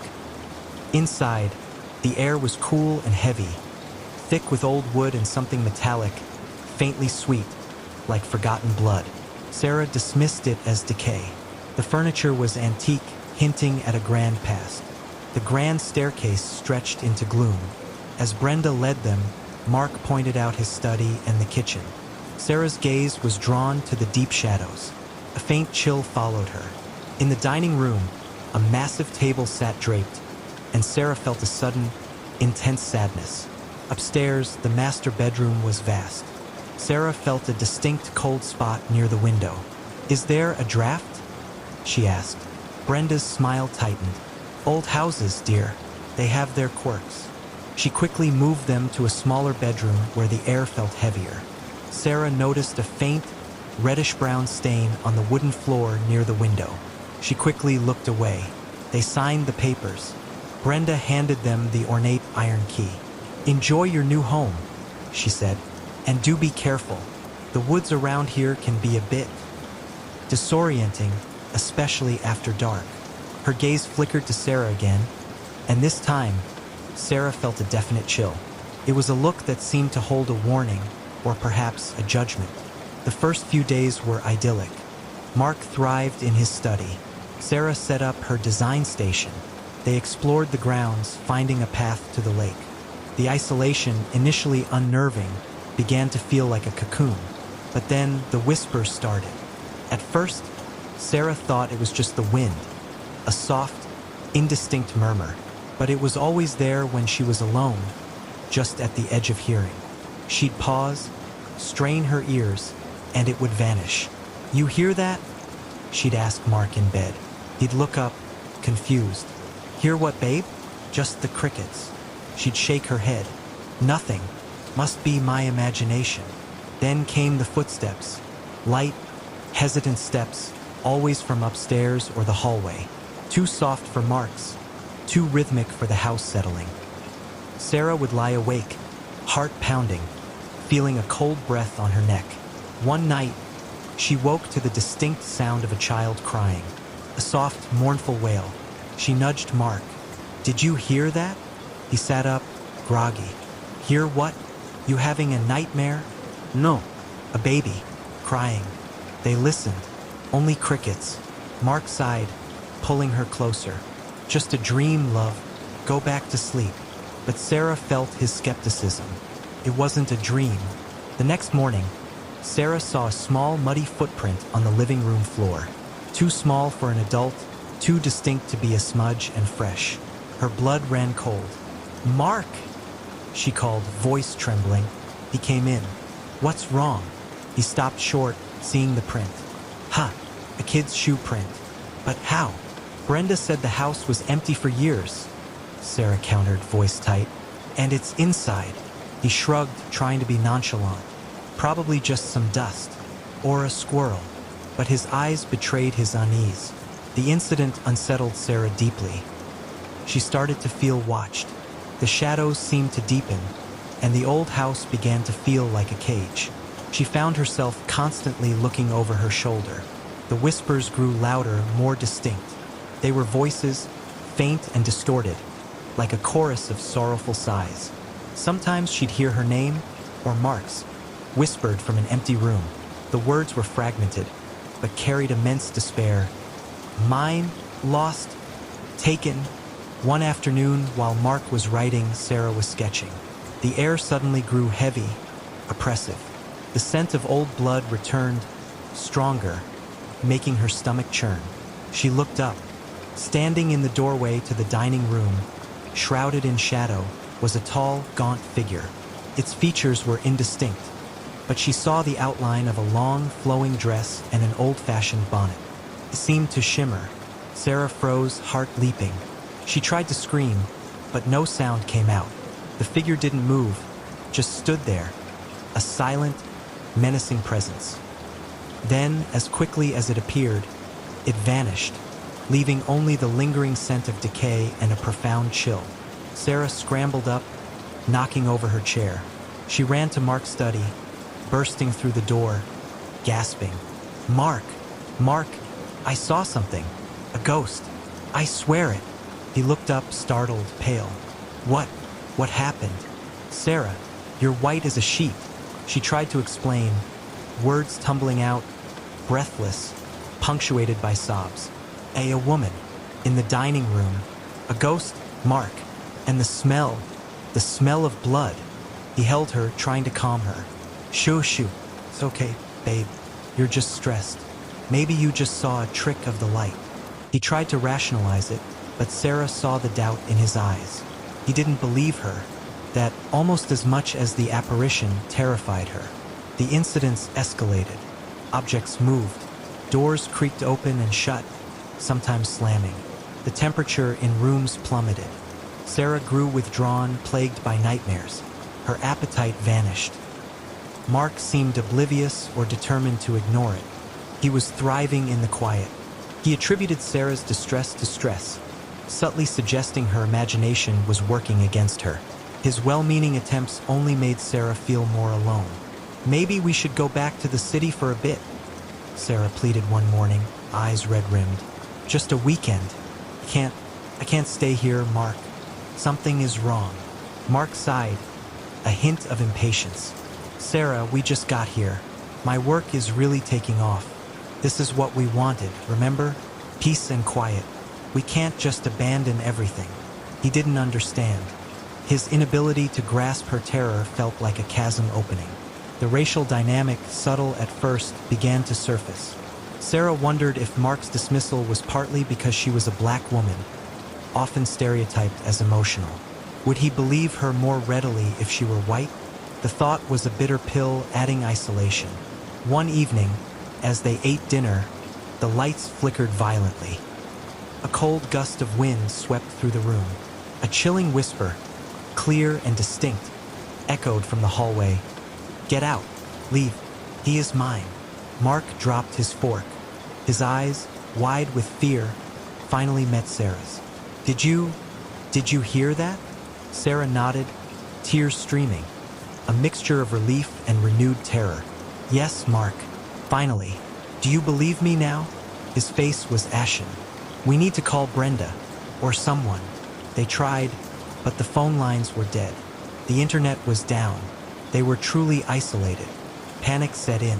They decided to leave immediately. They grabbed their bags, hearts pounding. As they rushed downstairs, a loud crash came from the living room. They looked in. The four-poster bed from the master bedroom, impossibly, stood in the middle of the living room, overturned, splintered. A guttural growl filled the air, vibrating through the floorboards. The temperature plummeted further, and the metallic, sweet smell became overpowering. What the hell is going on? Mark yelled, voice cracking. From the deepest shadows, a figure coalesced. It was the woman again, clearer, more terrifying, shimmering. Her face was gaunt, skeletal. Her eyes hollow pits of despair and burning fury. Her dress was an old, blood-stained wedding gown. In her arms, she cradled a small, tattered, blood-soaked blanket. A baby, a tiny, silent bundle. The child crying. The small footprint. It all clicked. The woman raised a skeletal hand, pointing directly at Sarah. Her voice, a rasping whisper, filled the room. She took him. She took my baby. They took him because he was different. Her gaze was fixed on Sarah, a raw, burning hatred. It wasn't just a ghost. It was a ghost consumed by specific, racialized grief and rage. Sarah understood. This wasn't just a haunted house. It was a house haunted by racial injustice, of a child taken because of his mixed heritage. Seeing Sarah, a black woman with a white partner, had ignited her ancient pain. Mark, seeing the ghost's fury, instinctively stepped in front of Sarah. Leave her alone. We don't know what you're talking about. The ghost let out a piercing shriek. The house began to shake violently. Pictures flew, glass shattered, furniture crashed, dust rained down. They took him because he was like her. The ghost wailed, voice growing stronger, more enraged. My beautiful boy, my innocent child. They wouldn't let me keep him. They said he was an abomination, a stain on their name. They took him to save their pure bloodline. Sarah's mind raced, piecing together the history. The Miller family, the South, racial prejudice. This white woman had a child with a black man, a forbidden union. The child was violently taken, perhaps killed, to preserve family honor. Seeing Sarah, a modern echo of her tragic love, ignited her rage. She wasn't just haunting the house. She was haunting the injustice, projecting her trauma onto Sarah. We have to go, Mark. Now. She's going to kill us. Sarah screamed, pulling him towards the door. They turned and ran, scrambling for the front door. The ghost lunged, a cold, spectral hand reaching for Sarah's ankle. Mark shoved her forward, breaking the ghost's grasp, and they burst out into the night. The storm had broken. Rain lashed down, turning the dirt road into a muddy river. Thunder cracked, and lightning illuminated the terrifying silhouette of the house, its dark windows like malevolent eyes. The pines shrieked. They stumbled to their car, fumbling with the keys. Mark jammed the key into the ignition. The engine sputtered, then roared. He slammed the car into reverse, tires spitting mud, and sped down the driveway. As they drove away, Sarah looked back. In the upstairs window, illuminated by lightning, stood the ghostly woman, holding her baby, her face a mask of eternal sorrow and rage. Beside her, a shadowy, indistinct man seemed to stand guard. Their faces were etched with torment. They didn't stop driving until they reached the nearest town. They found a motel. Inside, they collapsed, trembling, soaked, adrenaline drained. I can't believe that just happened, Mark whispered, voice hoarse. He looked at Sarah, eyes filled with terror and profound apology. I am so sorry, Sarah. I should have listened to you. Sarah reached for his hand. It's okay, Mark. We're safe now. But she knew it wasn't entirely okay. The experience had shaken them, exposing a raw nerve, a painful truth about the world, and how prejudice could manifest, even in the supernatural. They never went back to the Whispering Pines. They forfeited their deposit. The house, they learned from locals, had a dark history. A young Miller woman, early 1900s, fell in love with a black farmhand. They had a child, but the family, horrified, took the baby, giving him to an orphanage, and locked the woman in the house, where she died of grief. The farmhand disappeared. The house wasn't just haunted by a ghost. It was haunted by systemic racism, a pain so profound it transcended death. The ghost hadn't just seen two people. She had seen a painful echo of her own stolen love, her lost child, and her rage was directed at Sarah, who represented the forbidden union. Sarah and Mark returned to the city. They found a new appreciation for the noise, the crowds, the anonymity. The experience had changed them. Mark was more attuned to Sarah's instincts, more aware of subtle prejudice. Sarah, though haunted, felt renewed strength, a deeper understanding of historical weight. Their love, tested by fear and the past, emerged stronger, more resilient. They understood their bond was not just personal, but a quiet act of defiance against a world that had once, and sometimes still did, try to keep people like them apart. They carried the memory of the Whispering Pines, a chilling reminder, but also a powerful testament to love overcoming shadows. Their love was a beacon, a refusal to let history dictate their future. And that, in itself, was a victory. The sky was the color of bruised plums, a sickly, ominous hue that swallowed the last vestiges of twilight. Inside the aging minivan, the air was thick with the scent of stale coffee, nervous sweat, and the faint, metallic tang of fear. Mark gripped the steering wheel so tightly his knuckles were white, his eyes darting between the rearview mirror and the rapidly darkening horizon. Beside him, Sarah clutched her phone, its screen a flickering beacon displaying a Doppler radar map that looked less like weather and more like a monstrous, swirling maw.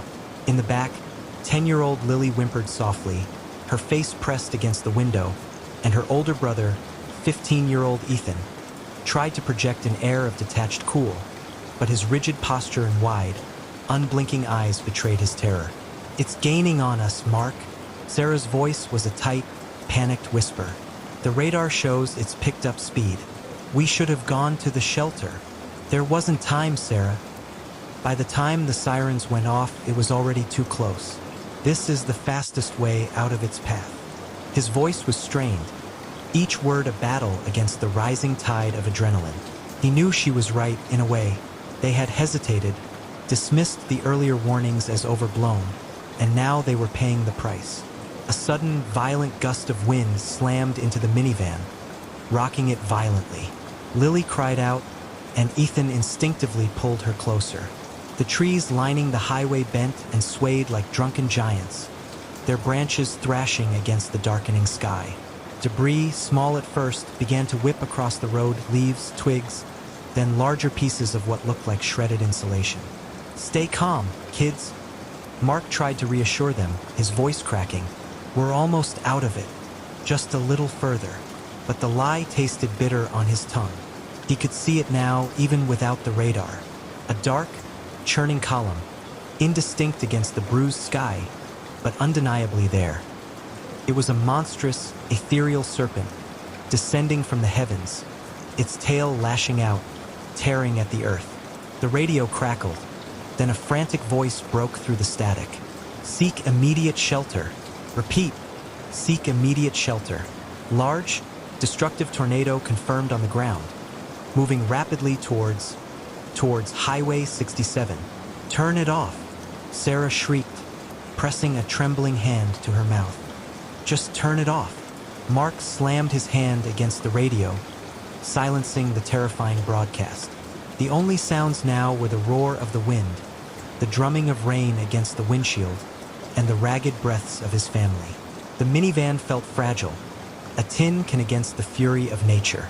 He pushed the accelerator to the floor, the old engine groaning in protest. The road ahead was a blurry tunnel of rain and wind, visibility dropping to almost zero. He squinted, trying to make out the faint glow of the taillights of the car ahead, their only guide through the maelstrom.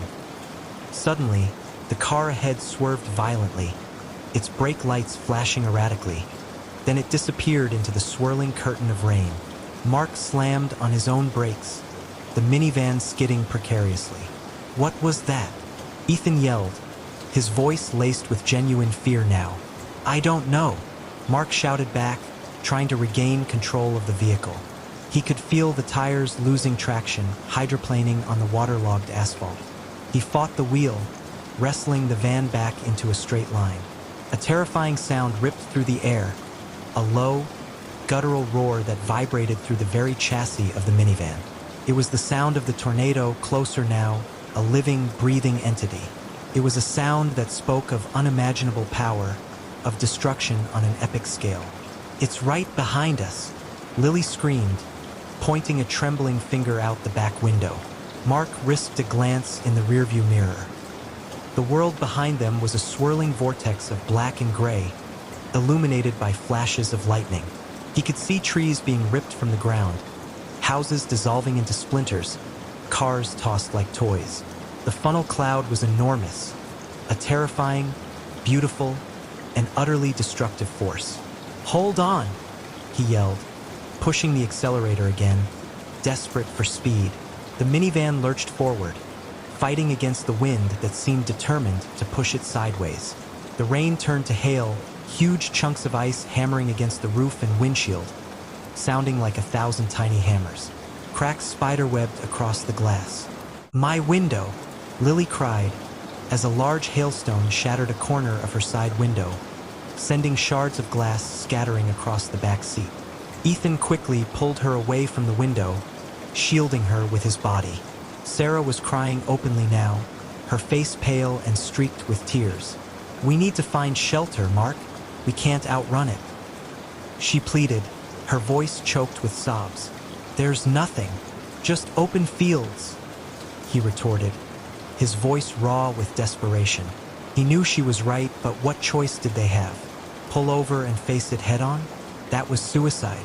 The minivan was buffeted again, this time more violently. It lifted slightly off the ground, then slammed back down with a sickening jolt. The tires squealed, fighting for purchase. We're going to flip, Ethan screamed, bracing himself. Mark fought the wheel, his muscles aching, his arms burning. He could feel the van being pulled, dragged by an unseen hand. The roar of the tornado was deafening now, a primal scream that filled the entire world. Suddenly, the wind seemed to lessen, just for a moment. The rain eased, and the hail stopped. Mark risked another glance in the rearview mirror. The funnel cloud was still there, a terrifying presence, but it seemed to have veered slightly to the left, tearing a path through the distant fields. It's changing direction, Sarah gasped, pointing at the radar on her phone. It's moving away, a wave of relief, so profound it almost buckled his knees, washed over Mark. They had made it. They were safe. He slowed the minivan, pulling off to the side of the road, his hands still trembling on the wheel. He turned off the engine. The silence that followed was almost as terrifying as the roar of the tornado.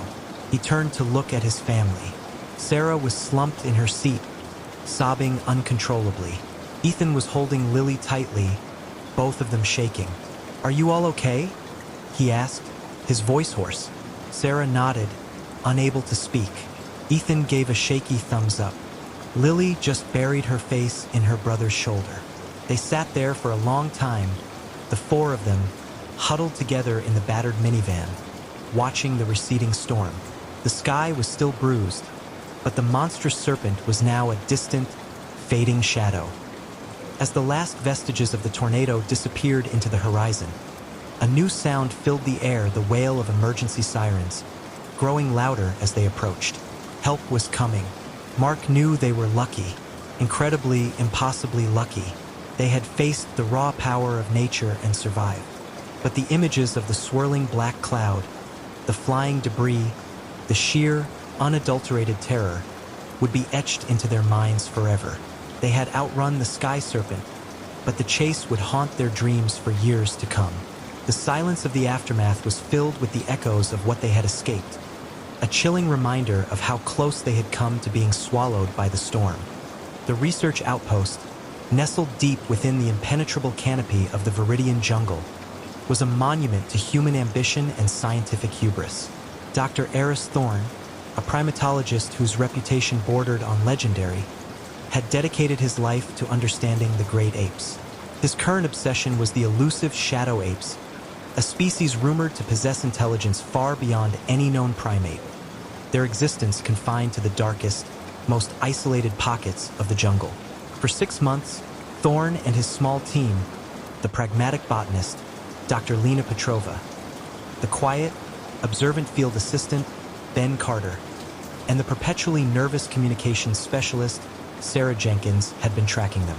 The jungle itself was a living, breathing entity, its symphony of chirps, roars, and rustles a constant reminder of its untamed power.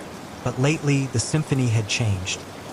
A new sound had crept in, a low, rhythmic thrumming that seemed to vibrate through the very earth, often accompanied by a faint, almost subliminal chittering. It wasn't the usual calls of the jungle. It was something ancient, something unsettling. "Did you hear that?" Sarah whispered one evening, her eyes wide, as the thrumming intensified, seeming to emanate from the dense foliage just beyond their perimeter fence. Thorne, ever the scientist, adjusted his night vision goggles. "Probably just a new territorial call, Sarah. The jungle is full of surprises." But even he felt a prickle of unease. The sound was different. It had a hypnotic quality, a primal resonance that stirred something deep within. The first direct encounter with the shadow apes was not what they expected. They had set up a new observation blind near a cluster of rare bioluminescent fungi, hoping to catch a glimpse of the nocturnal creatures. What they saw, illuminated by the ghostly glow, was not a family group foraging, but a single massive ape. It stood upright, its fur a deep, charcoal black. Its eyes, even in the dim light, seemed to possess an unnatural depth, a chilling intelligence. It wasn't just observing the fungi. It was studying them, its long, powerful fingers tracing patterns on the glowing caps. Then it turned its head. Its gaze swept over their blind, pausing for a beat that felt like an eternity. There was no aggression, no fear, just a profound, unsettling awareness. And then it let out a low, guttural chitter, a sound that seemed to ripple through the air, carrying with it a strange, almost musical quality. It wasn't a warning. It was something else, something that resonated in their very bones. Lena, usually unflappable, clutched Thorne's arm. "Did you see its eyes, Eris? They weren't animal eyes." Thorne nodded, a cold knot forming in his stomach. He had seen that look before, in the eyes of the most brilliant minds he had ever known. It was the look of profound thought. Over the next few days, the encounters became more frequent, more unnerving. The shadow apes were no longer just elusive creatures. They were observers, their dark forms appearing silently at the edge of the camp, their intelligent eyes watching every move. The rhythmic thrumming and chittering grew louder, more pervasive, seeping into their dreams, twisting their thoughts. Ben, usually the most grounded of the team, began to exhibit strange behavior. He would sit for hours, staring blankly into the jungle, occasionally muttering to himself in a language that sounded like the ape's chittering. He started sketching intricate, geometric patterns in his notebook, patterns that resembled the bioluminescent fungi, but with an added, unsettling complexity. "Ben, are you all right?" Lena asked him one morning, touching his shoulder. He flinched, his eyes unfocused. They're trying to tell us something, Lena," he whispered, his voice hoarse. "The patterns, the sounds. It's a language, a very old language." Thorn dismissed it as jungle fever, a common ailment among researchers. But a part of him, a growing, terrified part, knew it was something far more sinister. The thrumming was getting stronger, more insistent, and he felt a strange pull towards it, a desire to understand the silent messages it carried. One night, Sarah woke up screaming. She claimed she saw a shadow ape at the foot of her bed, its eyes glowing faintly, its chittering filling her head. Thorn found her huddled in a corner, trembling, her mind clearly unraveling. He administered a sedative, but the image of her terror-stricken face stayed with him. The next morning, Ben was gone. His tent was empty, his gear untouched, save for his notebook, left open to a page filled with the complex geometric patterns, now drawn with an almost obsessive precision. A single, dark handprint, too large to be human, was pressed firmly onto the page. Thorn organized a search party, but the jungle seemed to swallow them whole. The thrumming was now a constant presence, a deep, resonant hum that vibrated in their chests, making their teeth ache. Lena, usually so rational, began to argue with Thorn, her voice sharp, her eyes holding a strange, distant quality. She insisted that Ben hadn't been taken, but had gone to them, that he was learning. The truth, when it finally revealed itself, was far more horrifying than any fever dream. Thorn, driven by a desperate need to find Ben, followed the increasingly loud thrumming. It led him to a clearing he had never seen before, a place where the trees grew in unnatural, symmetrical formations, their branches intertwined to form a vast, living dome. Beneath the dome, a chilling tableau awaited him. Dozens of shadow apes, their black fur gleaming in the faint, filtered light, were arranged in a perfect circle. In the center, sitting cross-legged, was Ben. His eyes, now glowing with the same pale blue light Thorn had seen in the apes, were fixed on a large, pulsating crystal embedded in the ground. The crystal hummed, emitting the very thrumming sound that had plagued them for weeks. Ben looked up, his face serene, a faint smile playing on his lips. "Welcome, Eris." His voice echoed, not from his mouth, but directly in Thorn's mind, clear as a bell, yet undeniably alien. "You have found us." Thorn felt a cold dread seize him. "Ben, what is this?" "This is understanding," Ben's mental voice replied. "This is the true path. The apes, they are not primitive. They are the guardians of ancient knowledge, channeled through this crystal, through the very fabric of the jungle." He gestured to the apes around him. Their eyes glowed, mirroring the crystal's light. They were not just watching. They were projecting, their collective consciousness merging, creating the pervasive hum that had slowly, insidiously taken hold of the research team. "They have been guiding us," Ben continued, his voice devoid of his former nervousness, "guiding us to shed the chaos of human thought, to embrace the unity of the primal mind." Thorn saw it then. The geometric patterns Ben had been drawing were not random. They were diagrams of neural pathways, blueprints for mind control. The chittering was not a language of sounds, but a language of thought, a direct mental link. The shadow apes were not just intelligent. They were telepathic, and they were using their abilities to subtly, slowly, absorb the minds of the humans who dared to intrude upon their ancient domain. "They want to assimilate us?" Thorn projected back, his own thoughts a jumble of fear and disbelief. "Assimilate is a crude word," Ben's voice hummed. "We become one mind, one purpose. Imagine the peace, Eris. No more doubt, no more conflict, only harmony." As he spoke, the thrumming from the crystal intensified, and Thorn felt the familiar pressure in his head, the creeping lassitude. He fought it desperately. He thought of Sarah, terrified and broken. He thought of Lena, her mind already subtly altered. He thought of the vibrant, chaotic, beautiful individuality of humanity. No. Thorn screamed, his voice a raw, desperate sound that seemed to shatter the serene silence of the clearing. He lunged, not at Ben, but at the pulsating crystal. The shadow apes reacted instantly, their chittering rising to a furious crescendo, their glowing eyes narrowing.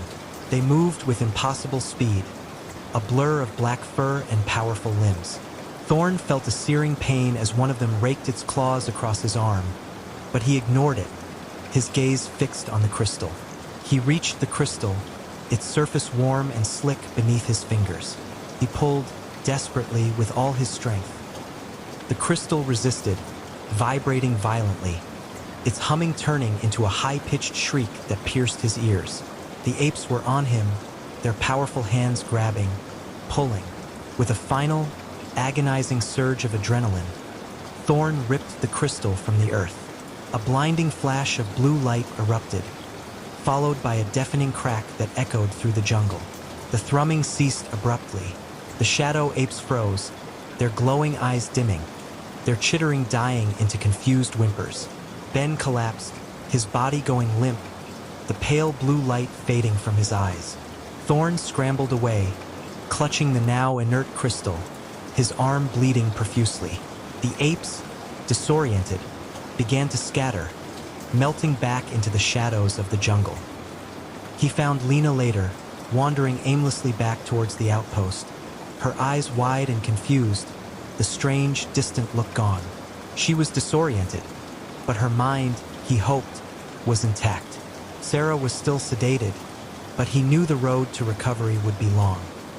They abandoned the outpost, leaving behind their research, their ambition, their hubris. The jungle, once a place of scientific wonder, was now a place of profound, chilling terror. Thorn kept the crystal. It was dull now, its light extinguished, its humming silent. But sometimes, when the jungle wind whispered through the trees, or when a distant, unfamiliar call echoed through the night, he would feel a faint tremor in his hand, a phantom vibration from the crystal. And he knew, with a certainty that chilled him to the bone, that the shadow apes were still out there, their ancient knowledge waiting, their primal echo still resonating in the deep heart of the jungle, waiting for the next intrusion, waiting to resume their silent assimilation. The horror wasn't just in what they could do, but in the chilling realization that humanity's quest for knowledge had led them to a form of intelligence that sought not to communicate, but to consume. The shadowed pitch. The bus groaned, a metallic beast struggling against the incline of the forgotten road. Inside, the atmosphere was a volatile mix of nervous energy and forced bravado. The Blackwood Ravens, a high school soccer team whose season had been less a flight and more a clumsy tumble, were en route to what Coach Miller had optimistically dubbed the Wilderness Retreat. It was, in reality, a dilapidated, privately owned training facility deep in the Allegheny Mountains, rumored to have once belonged to a reclusive, almost cult-like sports academy that vanished decades ago. Seriously, Coach? Liam, their usually stoic captain, peered out the window at the encroaching, skeletal trees. This place looks like it's trying to swallow us whole. Coach Miller, a man whose enthusiasm often outweighed his tactical genius, chuckled, though a faint tremor in his voice betrayed his own unease. Character building, boys. No distractions out here. Just us, the ball, and the raw, untamed spirit of the game. The bus finally shuddered to a halt in front of a rusted iron gate, half obscured by overgrown ivy. Beyond it, a narrow, winding path led to what appeared to be a cluster of dark, silent buildings. The air grew colder, carrying with it the scent of damp earth, decaying leaves, and something else, something metallic, like old blood. Their lodging was a sprawling, two-story wooden lodge, its paint peeling like sunburnt skin. Inside, dust motes danced in the sparse shafts of light piercing the grimy windows. The floorboards groaned under their weight, each step a protest against their intrusion. The soccer pitch itself, visible through a gap in the trees, was a vast, uneven expanse, its grass unnaturally dark, almost black in places. The goalposts stood like skeletal sentinels, their nets tattered and swaying in a breeze that wasn't quite there. "All right, settle in." Coach Miller clapped his hands, the sound echoing hollowly. "Dinner at 6, then a light jog around the perimeter. We start fresh tomorrow." That first night, the silence of the mountains pressed in on them. It wasn't a peaceful silence, but a heavy, watchful one. Ethan, the team's usually boisterous striker, found himself staring at the shadows that stretched long and distorted from the ancient furniture. He swore he heard faint whispers, just at the edge of hearing, like a crowd murmuring in a distant stadium. He dismissed it as fatigue. But then came the dreams. Liam dreamt of being trapped on the dark pitch, the grass coiling around his ankles like grasping fingers. The goalposts morphed into grotesque, elongated figures, their nets filled not with balls, but with pale, staring faces. He tried to run, but his legs were heavy, and the whispers grew into a deafening roar, chanting a name he couldn't quite grasp. Ethan dreamt of a soccer ball, glowing with an inner, sickly green light, rolling slowly towards him. As it came closer, he saw that it wasn't a ball at all, but a skull, its empty eye sockets fixed on him.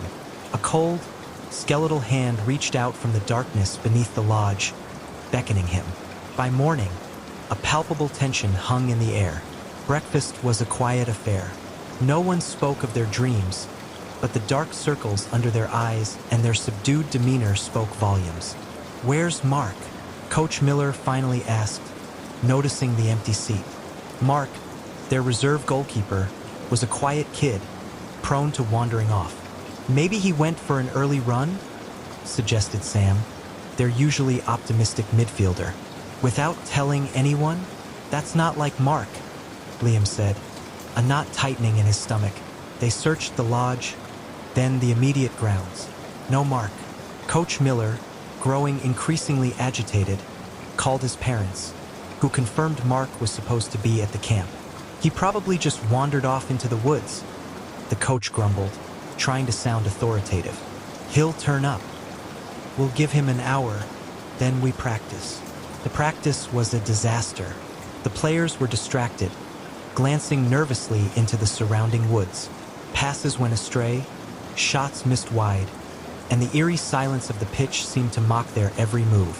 Liam swore he saw movement in the corner of his eye, a fleeting shadow darting behind one of the ancient, gnarled trees bordering the field.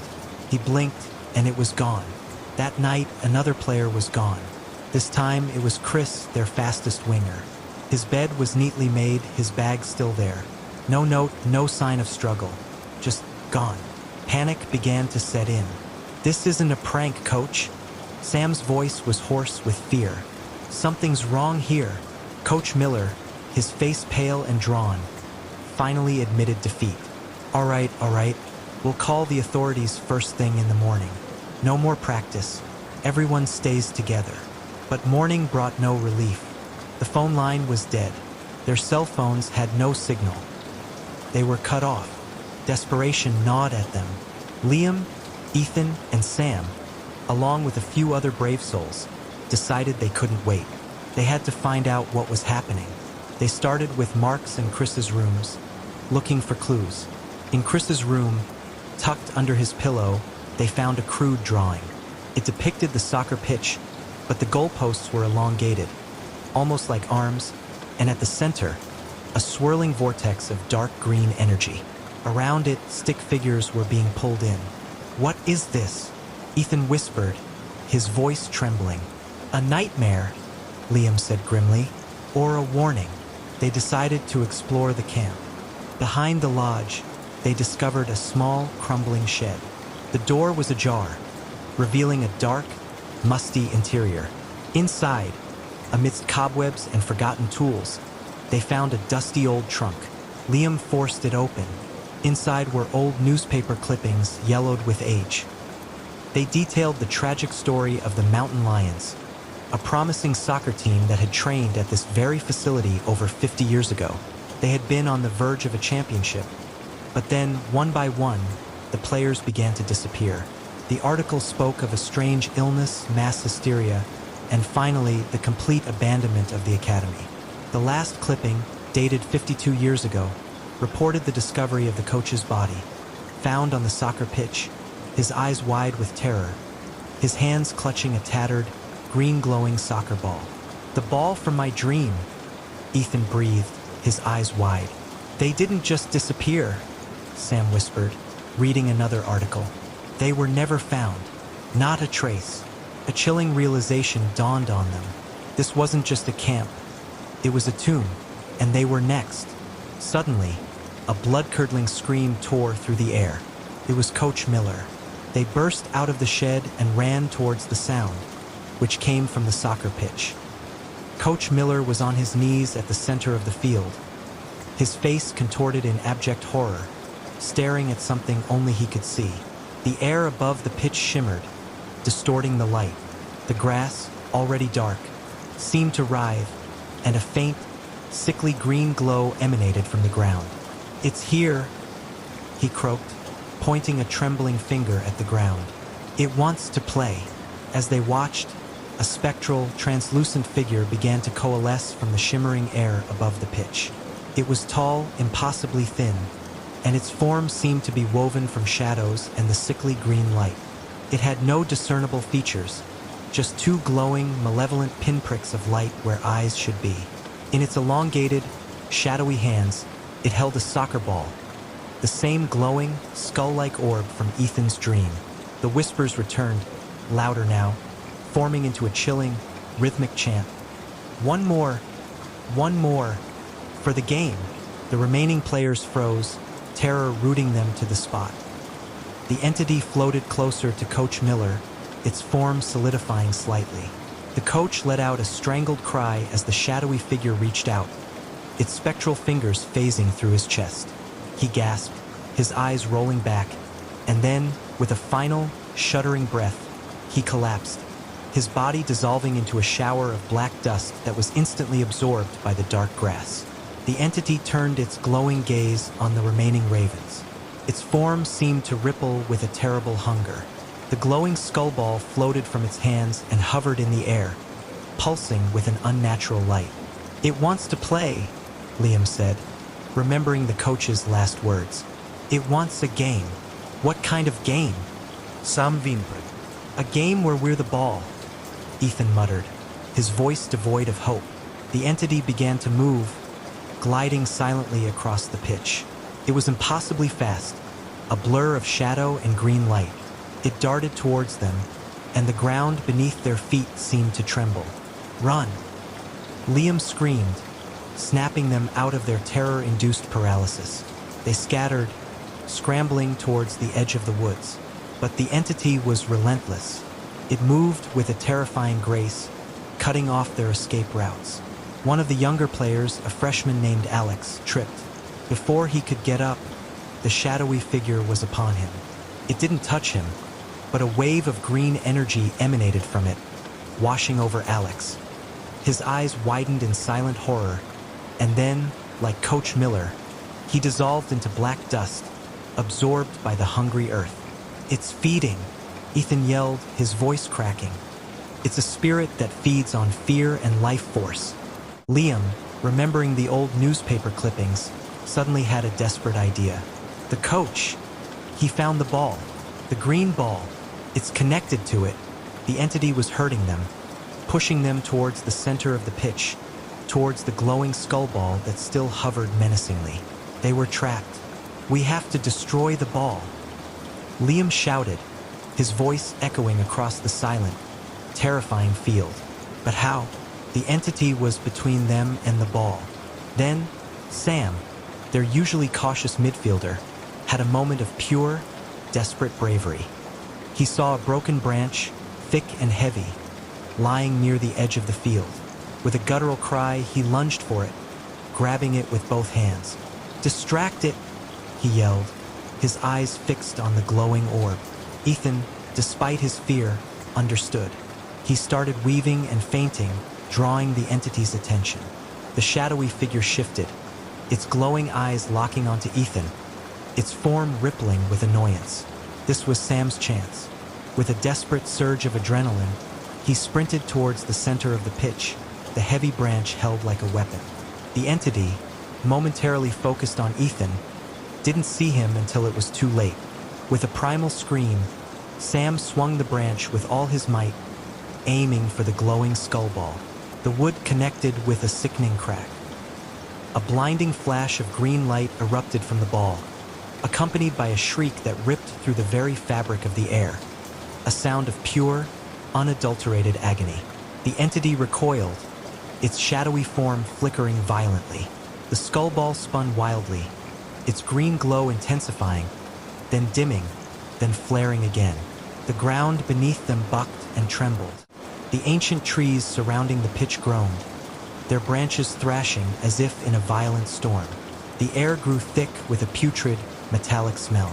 The entity, now a swirling vortex of green and black, let out another ear-splitting shriek, a sound of rage and despair. It lunged at Sam, its form solidifying, revealing grotesque, skeletal claws. But Sam, though terrified, stood his ground. Then, with a final, earth-shattering explosion of green light, the skull ball shattered into a million glittering fragments that dissipated into the air like dust. The entity froze. Its form began to unravel, its shadowy limbs stretching and tearing. The glowing eyes flickered, then dimmed, with a final, agonizing groan that seemed to echo from the very depths of the earth. The spectral figure dissolved completely, leaving nothing but the lingering scent of ozone and decay. The silence that followed was absolute, broken only by their ragged breathing. The dark grass of the pitch seemed to lighten, its unnatural hue fading.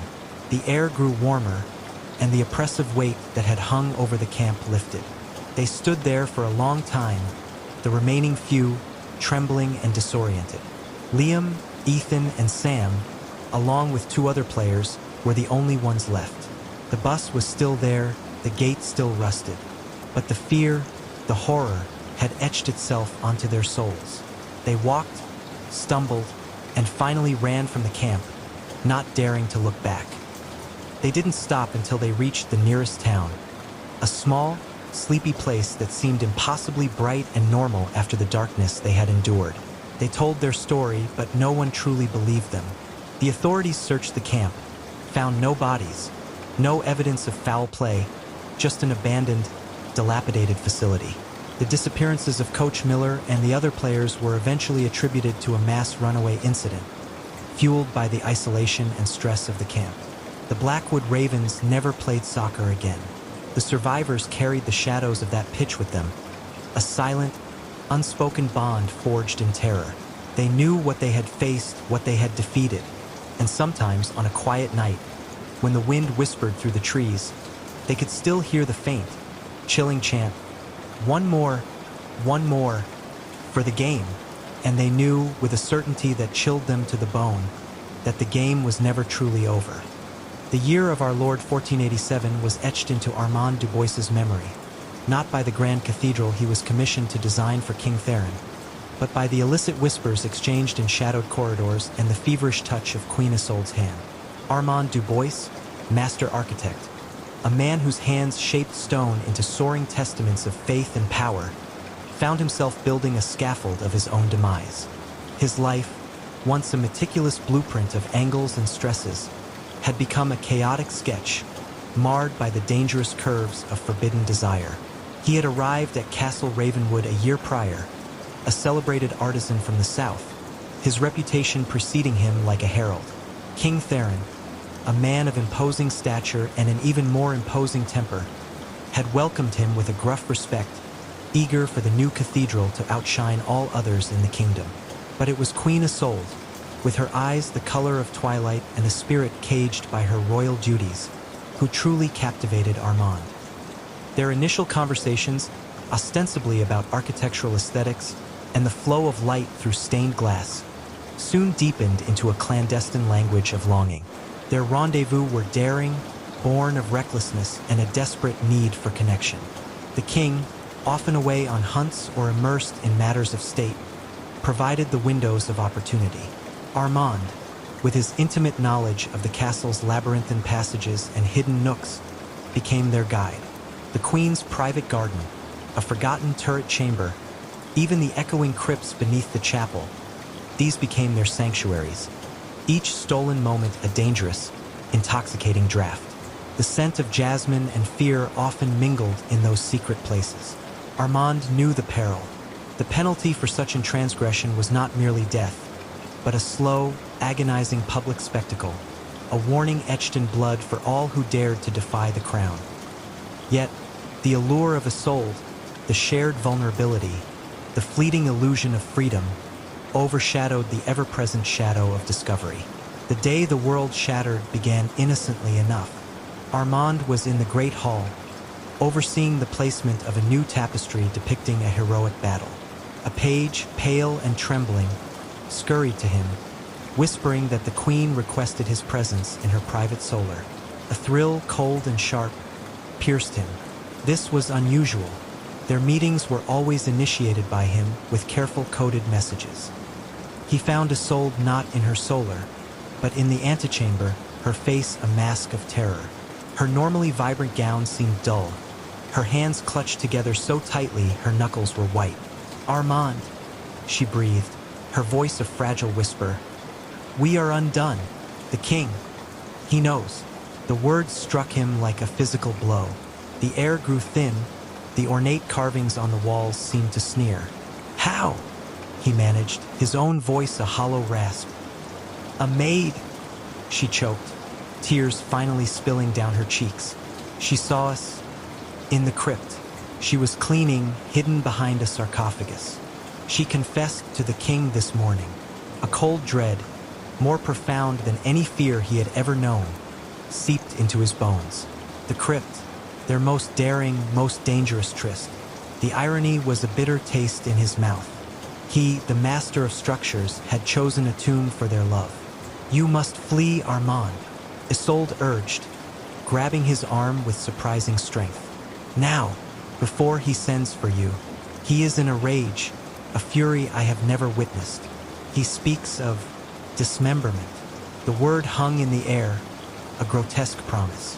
Armand's mind raced, a frantic scramble for survival. The castle, his creation, was now his cage. Every archway, every shadowed alcove, every secret passage he had designed, now became potential traps or fleeting avenues of escape. "Where is he?" Armand asked, his eyes darting towards the heavy oak door leading to the main hall. "In his chambers with his advisors. But he will send for you. He will send his guards." Isolde's voice was a desperate plea. "Go, through the servants' entrance to the old stables. There is a path through the woods to the abandoned mill. From there you might reach the river."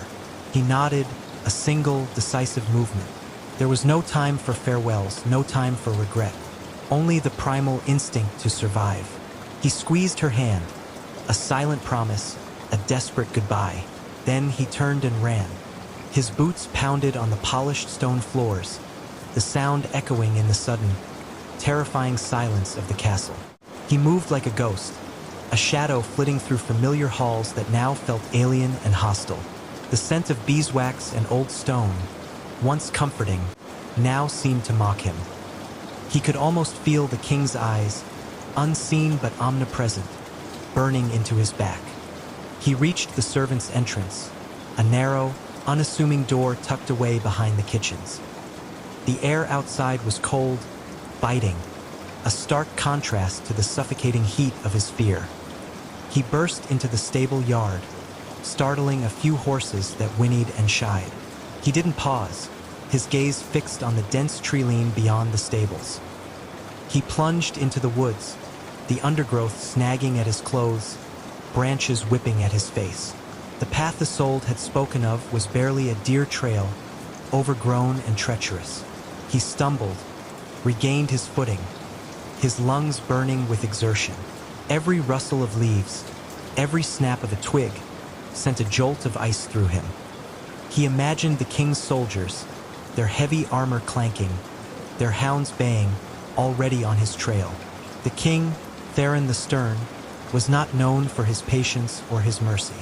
His wrath was a legend whispered in taverns, a force of nature that swept away all in its path.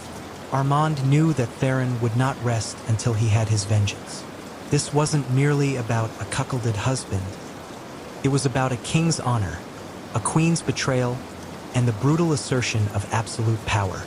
He ran until his legs screamed, until his breath came in ragged gasps. The woods grew darker, the trees denser, their gnarled branches reaching out like skeletal fingers. The sun, once a distant promise, was now obscured by the thick canopy. He could hear the distant baying of hounds. They were real. The king had unleashed his hunters. Panic, cold and sharp, clawed at his throat. He pushed harder, ignoring the pain in his side, the burning in his lungs. The sound of the hounds grew louder, closer. He could almost feel their hot breath on his heels. He burst out of the woods, stumbling into a clearing. Before him lay the abandoned mill, its skeletal remains silhouetted against the darkening sky. The mill pond, black and still, reflected the last vestiges of twilight. He scrambled down the muddy bank, his eyes scanning for the river. The river was a dark ribbon in the distance. He had to reach it. If he could find a boat, any boat, he might have a chance. But the hounds were too close. He could hear the shouts of men now, the clanking of armor. He ducked into the mill, the decaying wood groaning under his weight. Dust motes danced in the faint light filtering through cracks in the walls. The air was thick with the smell of damp earth and decay. He scrambled up a rickety ladder to the upper floor, his heart hammering against his ribs. Through a broken window, he saw them. A dozen soldiers, their torches flickering like malevolent eyes, their hounds straining at their leashes, their muzzles pointed towards the mill. The king himself, a towering figure on a black stallion, sat at the head of the contingent, his face a mask of grim determination. Even from this distance, Armand could feel the intensity of his hatred. "He's in here," a soldier bellowed, his voice echoing through the clearing. Armand knew he was trapped. The mill was a dead end. He looked around frantically, his eyes searching for any possibility, any hidden escape. His gaze fell upon a loose floorboard near the far wall. He remembered the old stories of smugglers using the mill, of secret passages leading to the riverbank. It was a desperate hope, a fleeting prayer. He pried at the board with his bare hands, splinters digging into his flesh. The wood groaned, resisted, then finally gave way. Below, a dark, narrow opening beckoned. He didn't hesitate, scrambling down into the damp earth, the smell of mildew and stagnant water filling his nostrils. The passage was tight, barely wide enough for him to crawl. He moved blindly, his hands scraping against rough-hewn stone and damp earth. He could hear the soldiers entering the mill above him, their heavy boots thudding on the floorboards, their shouts growing louder. "Search everywhere. He cannot have vanished." Theron's voice, deep and resonant, boomed through the mill, a chilling pronouncement of his doom. Armand crawled faster, his mind a maelstrom of fear and desperation. The passage seemed endless, the darkness absolute. He imagined the king's men tearing apart the mill, their frustration mounting, their fury escalating. He could almost feel their hands reaching for him, dragging him back into the light to face the king's brutal justice. Suddenly, the passage opened into a wider cavern. He could hear the faint murmur of water. He was near the river. He scrambled out, gasping for breath, his body aching, his clothes torn and caked with mud. He emerged onto the riverbank, the wide, dark expanse of the river stretching before him. A small, dilapidated fishing boat was tied to a gnarled root, its oars lying haphazardly inside. A miracle. He didn't waste a second, untying the rope with trembling fingers, then scrambling into the boat. He seized the oars, his muscles screaming in protest, and pushed off from the bank. The current caught the boat, pulling it into the darker, faster waters. He rowed with a frantic energy, his eyes fixed on the distant bank, a shadowy line against the horizon.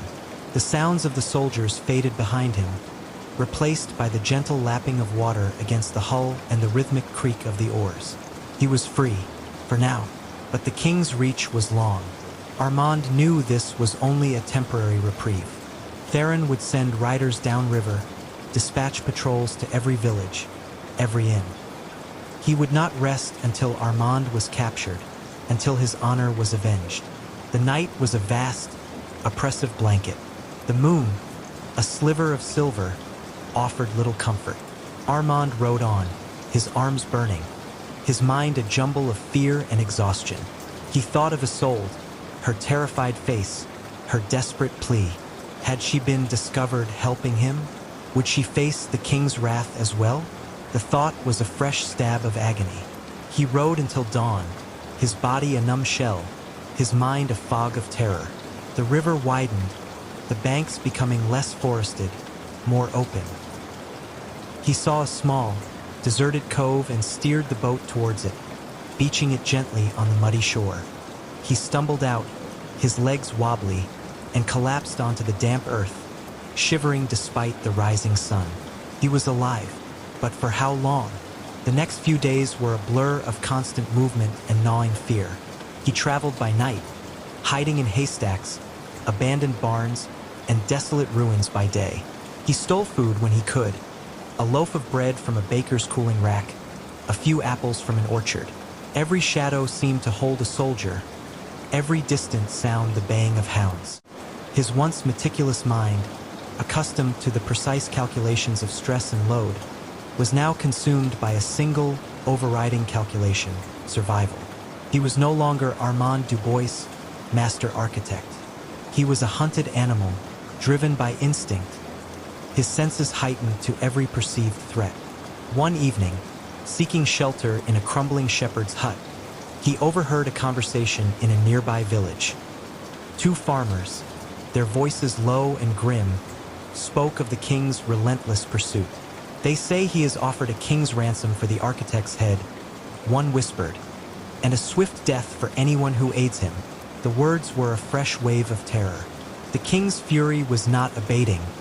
It was intensifying. Armand was a marked man, his face likely plastered on wanted posters in every town square. He continued his desperate flight, heading south, towards the distant mountains, a place where he hoped to lose himself in the vast wilderness. The journey was arduous, his body growing weaker, his spirit frayed. He walked for days without proper rest, his feet raw and bleeding. The king's shadow seemed to stretch across the entire land. He saw patrols on the roads, heard rumors of soldiers searching every hamlet. He felt like a ghost, an unseen presence, yet constantly on the verge of being seen. One particularly dark and stormy night, he was crossing a desolate moor. The wind howled, whipping his tattered clothes, and the rain lashed down, blinding him. He stumbled, falling into a deep ditch, his ankle twisting beneath him with a sickening crack. A scream tore from his throat, swallowed by the wind. Pain, sharp and excruciating, shot up his leg. He lay there, helpless, the rain washing over him, his breath coming in ragged sobs. This was it. He was caught. He heard them then, above the wail of the wind, the distant baying of hounds, closer than ever before. And then, the unmistakable clanking of armor. They had found him. He dragged himself, inch by painful inch, through the mud, trying to find some cover, some refuge. But there was none. The moor was flat, exposed. He was a broken bird, caught in the open. The torches appeared first, flickering through the driving rain, like malevolent eyes in the darkness. Then the silhouettes of men, their figures looming large and menacing. And finally, the king himself, dismounted, his face grim, his eyes burning with an unholy light. Armand Dubois. Theron's voice cut through the storm, cold and hard as granite. The architect who built his own gallows. Armand tried to scramble away, but his injured ankle screamed in protest. He fell back, his face pressed into the cold, wet earth. He looked up at the king, his face a mask of terror and despair. Theron approached, his heavy boots squelching in the mud. He carried a sword, its polished blade reflecting the flickering torchlight. It was not a ceremonial sword. It was a weapon of war, sharp and deadly. "You dared to defile my queen," Theron hissed, his voice low and venomous. "You dared to spit upon my honor. You, a common artisan, dared to steal what was mine." Armand tried to speak, to plead, but no words came. His throat was dry, constricted by fear. The king raised his sword, its tip glinting in the rain. Armand closed his eyes, bracing himself for the inevitable.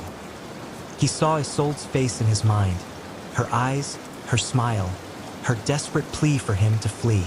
A single tear escaped his closed lid, mingling with the rain on his cheek. But the blow didn't come. Instead, he heard a different sound, a chilling, guttural growl. He opened his eyes. Theron stood over him, but his gaze was not on Armand.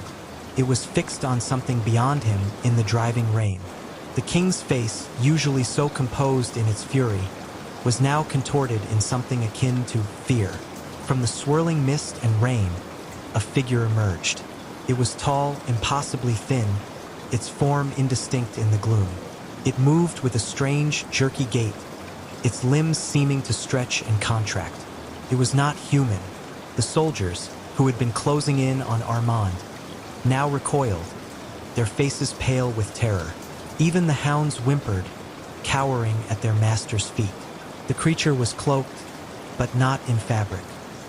Its covering seemed to be woven from shadows, shifting and swirling, revealing glimpses of something skeletal beneath. Its head was indistinct, a featureless void, but from it emanated a low, humming sound that vibrated in Armand's very bones. It was the king who broke the silence, his voice a strained whisper. What is that?" The creature took another step forward, its movements unnervingly silent despite its size. The air grew colder. The rain seemed to freeze on Armand's skin. He felt a profound sense of wrongness, a chilling presence that transcended any earthly fear. Then the creature spoke. Its voice was not a voice, but a chorus of whispers, a cacophony of ancient, forgotten tongues, all speaking at once, yet forming a single coherent message that resonated directly in Armand's mind, bypassing his ears. "He who seeks vengeance beyond measure invites shadows from the deep." The king, his face ashen, stumbled back. This is not of this world," he choked. The creature's form seemed to grow, its shadowy cloak expanding, engulfing the space around it. The torches flickered wildly, threatening to extinguish. The air crackled with an unseen energy. "Your wrath has opened a door that cannot be closed." Armand, despite his terror, felt a strange sense of detachment. This was beyond him, beyond human understanding. The king, the soldiers, the chase, it all seemed trivial in the face of this monstrous entity. The creature turned its featureless head towards Armand. He felt a searing cold pass through him, a touch that seemed to drain the very warmth from his soul. He saw, not with his eyes, but with his mind, a fleeting glimpse of something ancient, something that had existed before time, before kings, before cathedrals. Then the creature focused its attention back on the king. The shadowy cloak swirled, and from its depths, tendrils of darkness reached out, not physical, but ethereal, like grasping fingers of pure night. Theron screamed, a sound of pure, unadulterated terror, unlike any sound Armand had ever heard from the proud monarch. The tendrils wrapped around the king, not physically restraining him, but seeming to seep into his very being, draining his vitality, his essence. The king's body began to shrivel, his imposing stature shrinking, his skin turning gray and papery. His eyes, once burning with fury, now held only a desperate, hollow despair. He aged decades in mere seconds, his hair turning white, his face collapsing into a skeletal mask. The soldiers, paralyzed by fear, could only watch in horror as their king was consumed by the encroaching shadows. One by one, they too began to feel the chilling touch of the entity, their own forms wavering, their strength draining. Armand watched, unable to move, unable to look away. The creature was not attacking with violence. but with an insidious, soul-devouring presence. It was a horror beyond comprehension, a consequence of the king's unchecked rage, a manifestation of the darkness he had unleashed. The storm raged, the wind howled like a banshee, and the rain continued to fall, washing over the dying forms of the king and his men. The creature, its form still indistinct, seemed to absorb their life force, growing subtly larger, its hum deepening into a resonant thrum. Finally, with a last shuddering gasp, King Theron collapsed, a withered husk, his sword clattering uselessly in the mud. The soldiers followed, their bodies dissolving into dust as the shadowy tendrils receded back into the creature's form. The creature turned its attention back to Armand. He braced himself, expecting the same fate.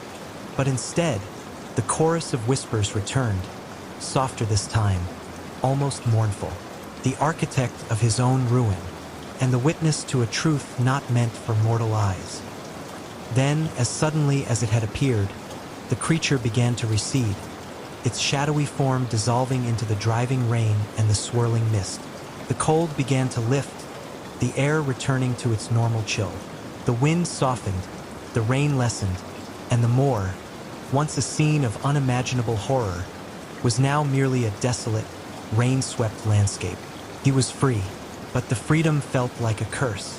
He carried a secret that would forever haunt his waking hours. Dimp was a creature of habit and of current.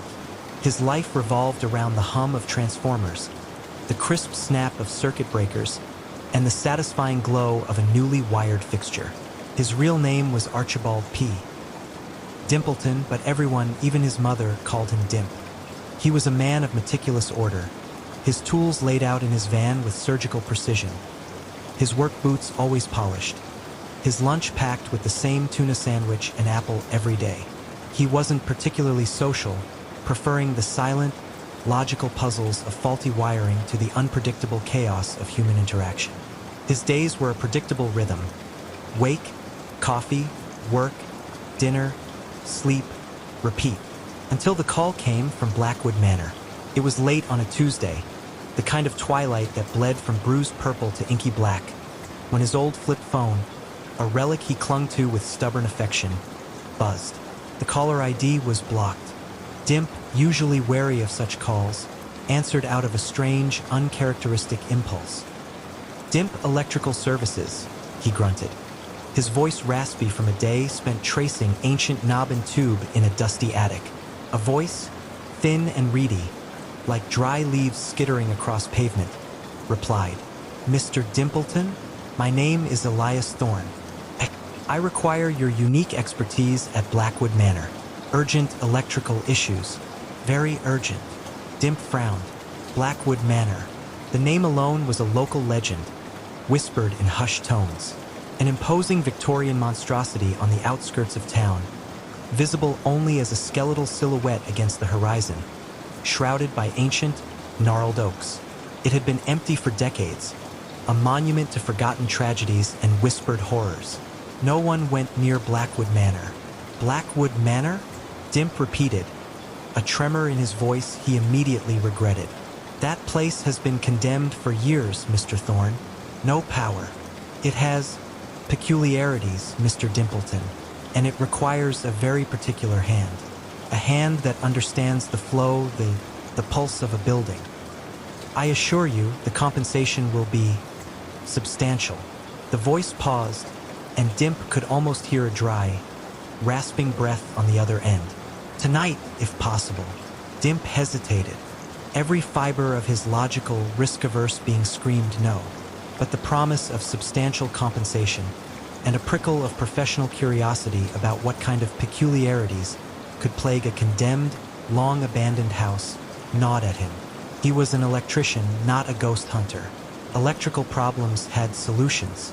"All right," Dimp said, surprising himself. "Give me the address and directions." It's not exactly on the map. The directions were indeed convoluted, leading him down a winding, overgrown lane that seemed to swallow his headlights whole. The air grew colder, heavier, as he approached. The trees, ancient and skeletal, clawed at the bruised sky, Then, through a gap in the foliage, he saw it. Blackwood Manor. It was even more imposing than he remembered from childhood dares and whispered tales. A hulking, Gothic edifice of dark stone and decaying wood, its myriad windows like vacant, staring eyes. A single, flickering light seemed to emanate from one of the upper floors, a beacon of impossible illumination in the pervasive gloom. Dimp parked his van, the engine sputtering into silence, leaving him in a profound, unsettling quiet. The only sound was the rustle of leaves and the distant hoot of an owl. He grabbed his heavy toolbox and his trusty headlamp, its beam cutting a stark path through the oppressive darkness. The massive oak front door, studded with rusted iron, creaked open before he even reached it.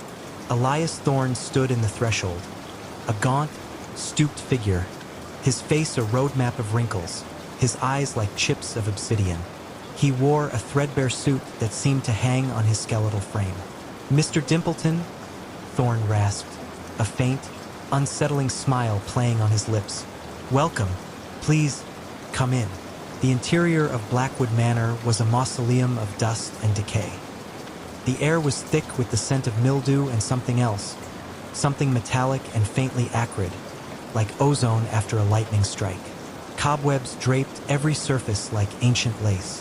Moonlight filtered through grimy windows, casting long, dancing shadows. "The problem, Mr. Dimpleton," Thorne began, his voice barely above a whisper, "is inconsistent power and strange surges. The house, it has a mind of its own sometimes." Dimp scoffed internally. A mind of its own. He'd seen plenty of ancient wiring that seemed to have a mind of its own, usually a mind bent on self-destruction. "Where's your main panel?" Dimp asked, his voice echoing in the cavernous foyer. Thorne led him through a labyrinth of darkened hallways, each one colder than the last. Dimp's headlamp beam danced across peeling wallpaper, faded portraits with eyes that seemed to follow him, and furniture draped in white sheets, like shrouded corpses. They finally reached a small, windowless room in the basement. The air here was even heavier, charged with an almost palpable energy. In the center of the room stood an ancient, cast-iron electrical panel, its fuses and switches a bewildering array of antique components. A single, bare bulb hanging from the ceiling flickered erratically, casting grotesque shadows that writhed on the walls. "This is it," Thorne said, gesturing with a bony hand. "It seems to pulse. Sometimes it goes dead. Sometimes it overloads." Dimp approached the panel cautiously. He pulled on his insulated gloves, the familiar ritual a small comfort in the unsettling atmosphere. He opened the panel door. Inside, the wiring was a tangled mess of cloth-wrapped conductors, some frayed, some blackened, all of it far older than any code allowed. But what truly caught his eye was a faint, almost imperceptible blue glow emanating from deep within the panel, behind the main bus bar. It pulsed, faintly, in time with the flickering bulb. "What's that glow?" Dimp asked, pointing with a gloved finger. Thorne's eyes, dark and unreadable, seemed to gleam in the dim light. "An anomaly. It appeared some time ago." That's when the true problems began. Dimp reached for his multimeter, his brow furrowed in concentration. He tested the voltage, the amperage. The readings were wildly erratic, spiking and dropping with no discernible pattern. It was as if the house itself was breathing, its electrical system a chaotic circulatory network. As he worked, a chill ran down Dimp's spine that had nothing to do with the drafty basement. He heard it then, faint at first, a whisper like static electricity. It seemed to emanate from the walls themselves, a low, guttural murmur that was almost, but not quite, words. "Just the old house settling," Dimp muttered to himself, trying to sound convincing. Then his wrench, which he had set down on a dusty workbench, slid slowly across the surface, as if nudged by an unseen hand. Dimp froze, his heart hammering against his ribs. He stared at the wrench, then at Thorne, who stood perfectly still, his face impassive. "Did you see that?" Dimp asked, his voice tight. "See what, Mr. Dimpleton?" Thorne's voice was flat, devoid of surprise. Dimp shook his head. He must be tired, or the strange atmosphere of the house was getting to him. He picked up the wrench, his hand trembling slightly. He spent the next few hours meticulously tracing circuits, testing connections, trying to make sense of the electrical chaos. The blue glow behind the panel intensified, now a steady, unnerving throb. The whispers grew louder, more distinct, though still unintelligible. They sounded like multiple voices, overlapping, murmuring in a language he couldn't comprehend. At one point, as he was examining a particularly corroded junction box, the bare bulb above him suddenly exploded with a deafening pop, showering him with glass shards. Dimp cried out, stumbling back. He instinctively shielded his eyes. When he looked up, the room was plunged into total darkness, save for the eerie blue pulse from the panel. What in God's name was that? Dimp gasped, his headlamp suddenly feeling woefully inadequate. Thorn's voice came from the darkness, closer than Dimp expected. The house, it doesn't like to be probed too deeply, Mr. Dimpleton. It resists. Dimp's rational mind was screaming. This wasn't just old wiring. This was something else. He felt a cold dread seep into his bones. He wanted to run, to sprint out of Blackwood Manor and never look back. But his electrician's pride and a perverse sense of duty kept him rooted. He had a job to do. He shone his headlamp into the open panel. The blue glow was now almost blinding, radiating an unnatural heat. He could see faint, ephemeral shapes swirling within the light, like smoke in a jar. And the whispers, they were clearer now, distinct voices, though still fragmented and distorted. He heard a woman scream, a child's sob, a man's guttural curse. They were sounds of terror, of pain. What is this place? Dimp whispered, his voice barely audible. Thorn stepped into the beam of his headlamp, his face illuminated in the stark light. His eyes were wide, almost manic. This house, Mr. Dimpleton, was built on a ley line, a powerful conduit of natural energy. And over the years it has absorbed. It has become a vessel for the residual energies, the echoes, the souls. Dimp felt a cold sweat break out on his forehead. Souls? Mr. Thorn, I'm an electrician, not an exorcist. But you understand current, Mr. Dimpleton? Thorn said, his voice rising, a strange excitement in his tone. You understand how energy flows, how it can be harnessed. The blue light, it is the nexus, the point where the energies converge. I believe it can be controlled. Dimp stared at him, horrified. Controlled? What are you talking about? The power, Mr. Dimpleton. Thorn's voice was now a feverish whisper, the raw, untamed power within these walls. I have been trying to stabilize it, to direct it, to communicate. As Thorn spoke, the blue light pulsed faster, brighter. The whispers coalesced into a cacophony of screams and moans. The air grew heavy, charged with an almost unbearable static. Dimp's hair stood on end. He felt a tingling sensation on his skin, like 1,000 tiny needles. Suddenly, a surge of raw electrical energy shot through the panel. Dimp cried out as a jolt ripped through his body, despite his insulated gloves. He was thrown back, slamming against the dusty wall. His headlamp clattered to the floor, plunging the room into near-total darkness again, illuminated only by the frantic, blinding blue flashes from the panel. He lay there, stunned, his muscles spasming. He could hear Thorn laughing, a dry, cackling sound that filled the room. It responds. Thorn shrieked. It responds to the will. It recognizes the conduit. Dimp pushed himself up, his body aching. He saw Thorn standing before the panel, his arms outstretched, his face bathed in the pulsing blue light. He was muttering, chanting something in a language Dimp didn't recognize, his voice rising to a fever pitch. The wires in the panel began to writhe, sparking violently. The blue light pulsed with incredible intensity, now a solid, blinding beacon. Dimp saw the ephemeral shapes within the light coalesce, forming indistinct, spectral figures, their faces contorted in agony. They reached out, their translucent hands clawing at the air. He's trying to control them, Dimp realized, a horrifying clarity washing over him. He's trying to channel the dead. He knew, with a certainty that chilled him to the bone, that he had to stop this. He was an electrician. This was an electrical problem, albeit one of a terrifying, supernatural nature. He scrambled for his tools, his hands fumbling in the near darkness. He found his heavy-duty wire cutters. He had to cut the main power, to sever the connection. As he moved towards the panel, a spectral hand, cold as ice, brushed against his cheek. He flinched, stumbling. The whispers were now screams, echoing directly in his mind, a chorus of tormented voices.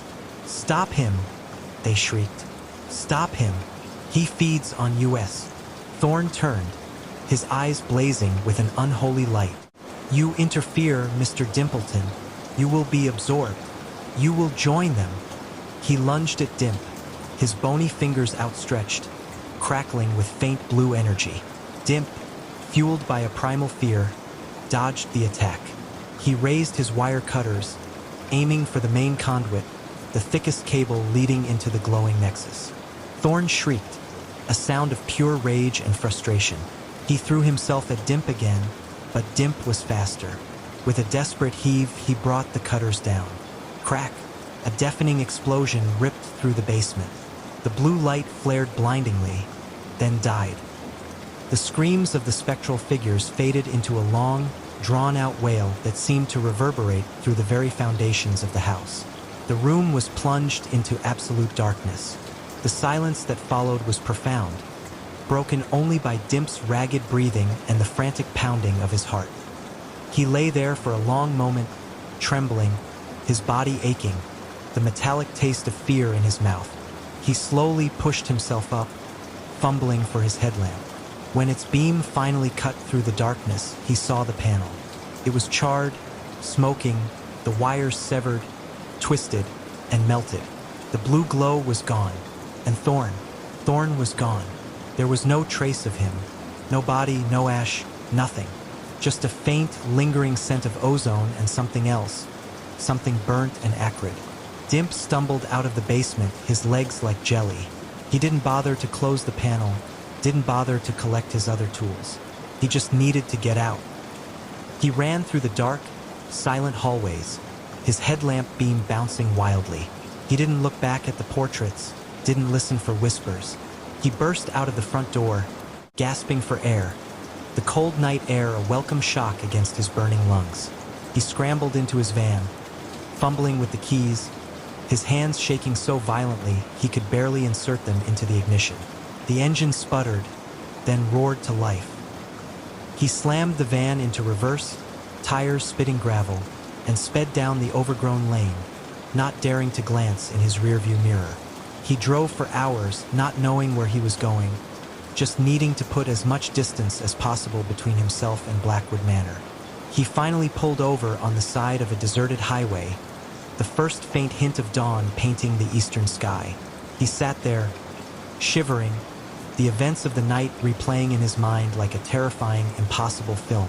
He had seen things, heard things, felt things that defied all logic, all reason. He, Dimp, the meticulous, rational electrician, had faced the supernatural and he had survived. But he was changed, forever. The hum of transformers no longer sounded comforting.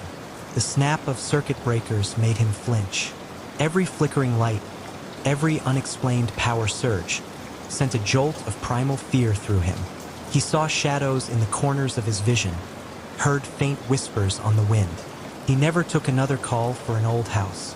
He stuck to modern, predictable wiring, to the safe, logical flow of current. But sometimes, late at night, when the world was quiet and the power lines hummed outside his window, he swore he could still see the faint, pulsing blue glow. And he knew with chilling certainty that the current that flowed through the world, the current he had dedicated his life to understanding, held secrets far darker, far more terrifying than he had ever imagined. And sometimes he wondered if a part of Elias Thorne, a part of the tormented souls of Blackwood Manor, hadn't been absorbed into the very fabric of the electrical grid, waiting for the right conduit, the right surge to unleash themselves once more. And Dimp, the electrician, would always be listening for the hum, the whisper, the current that kills.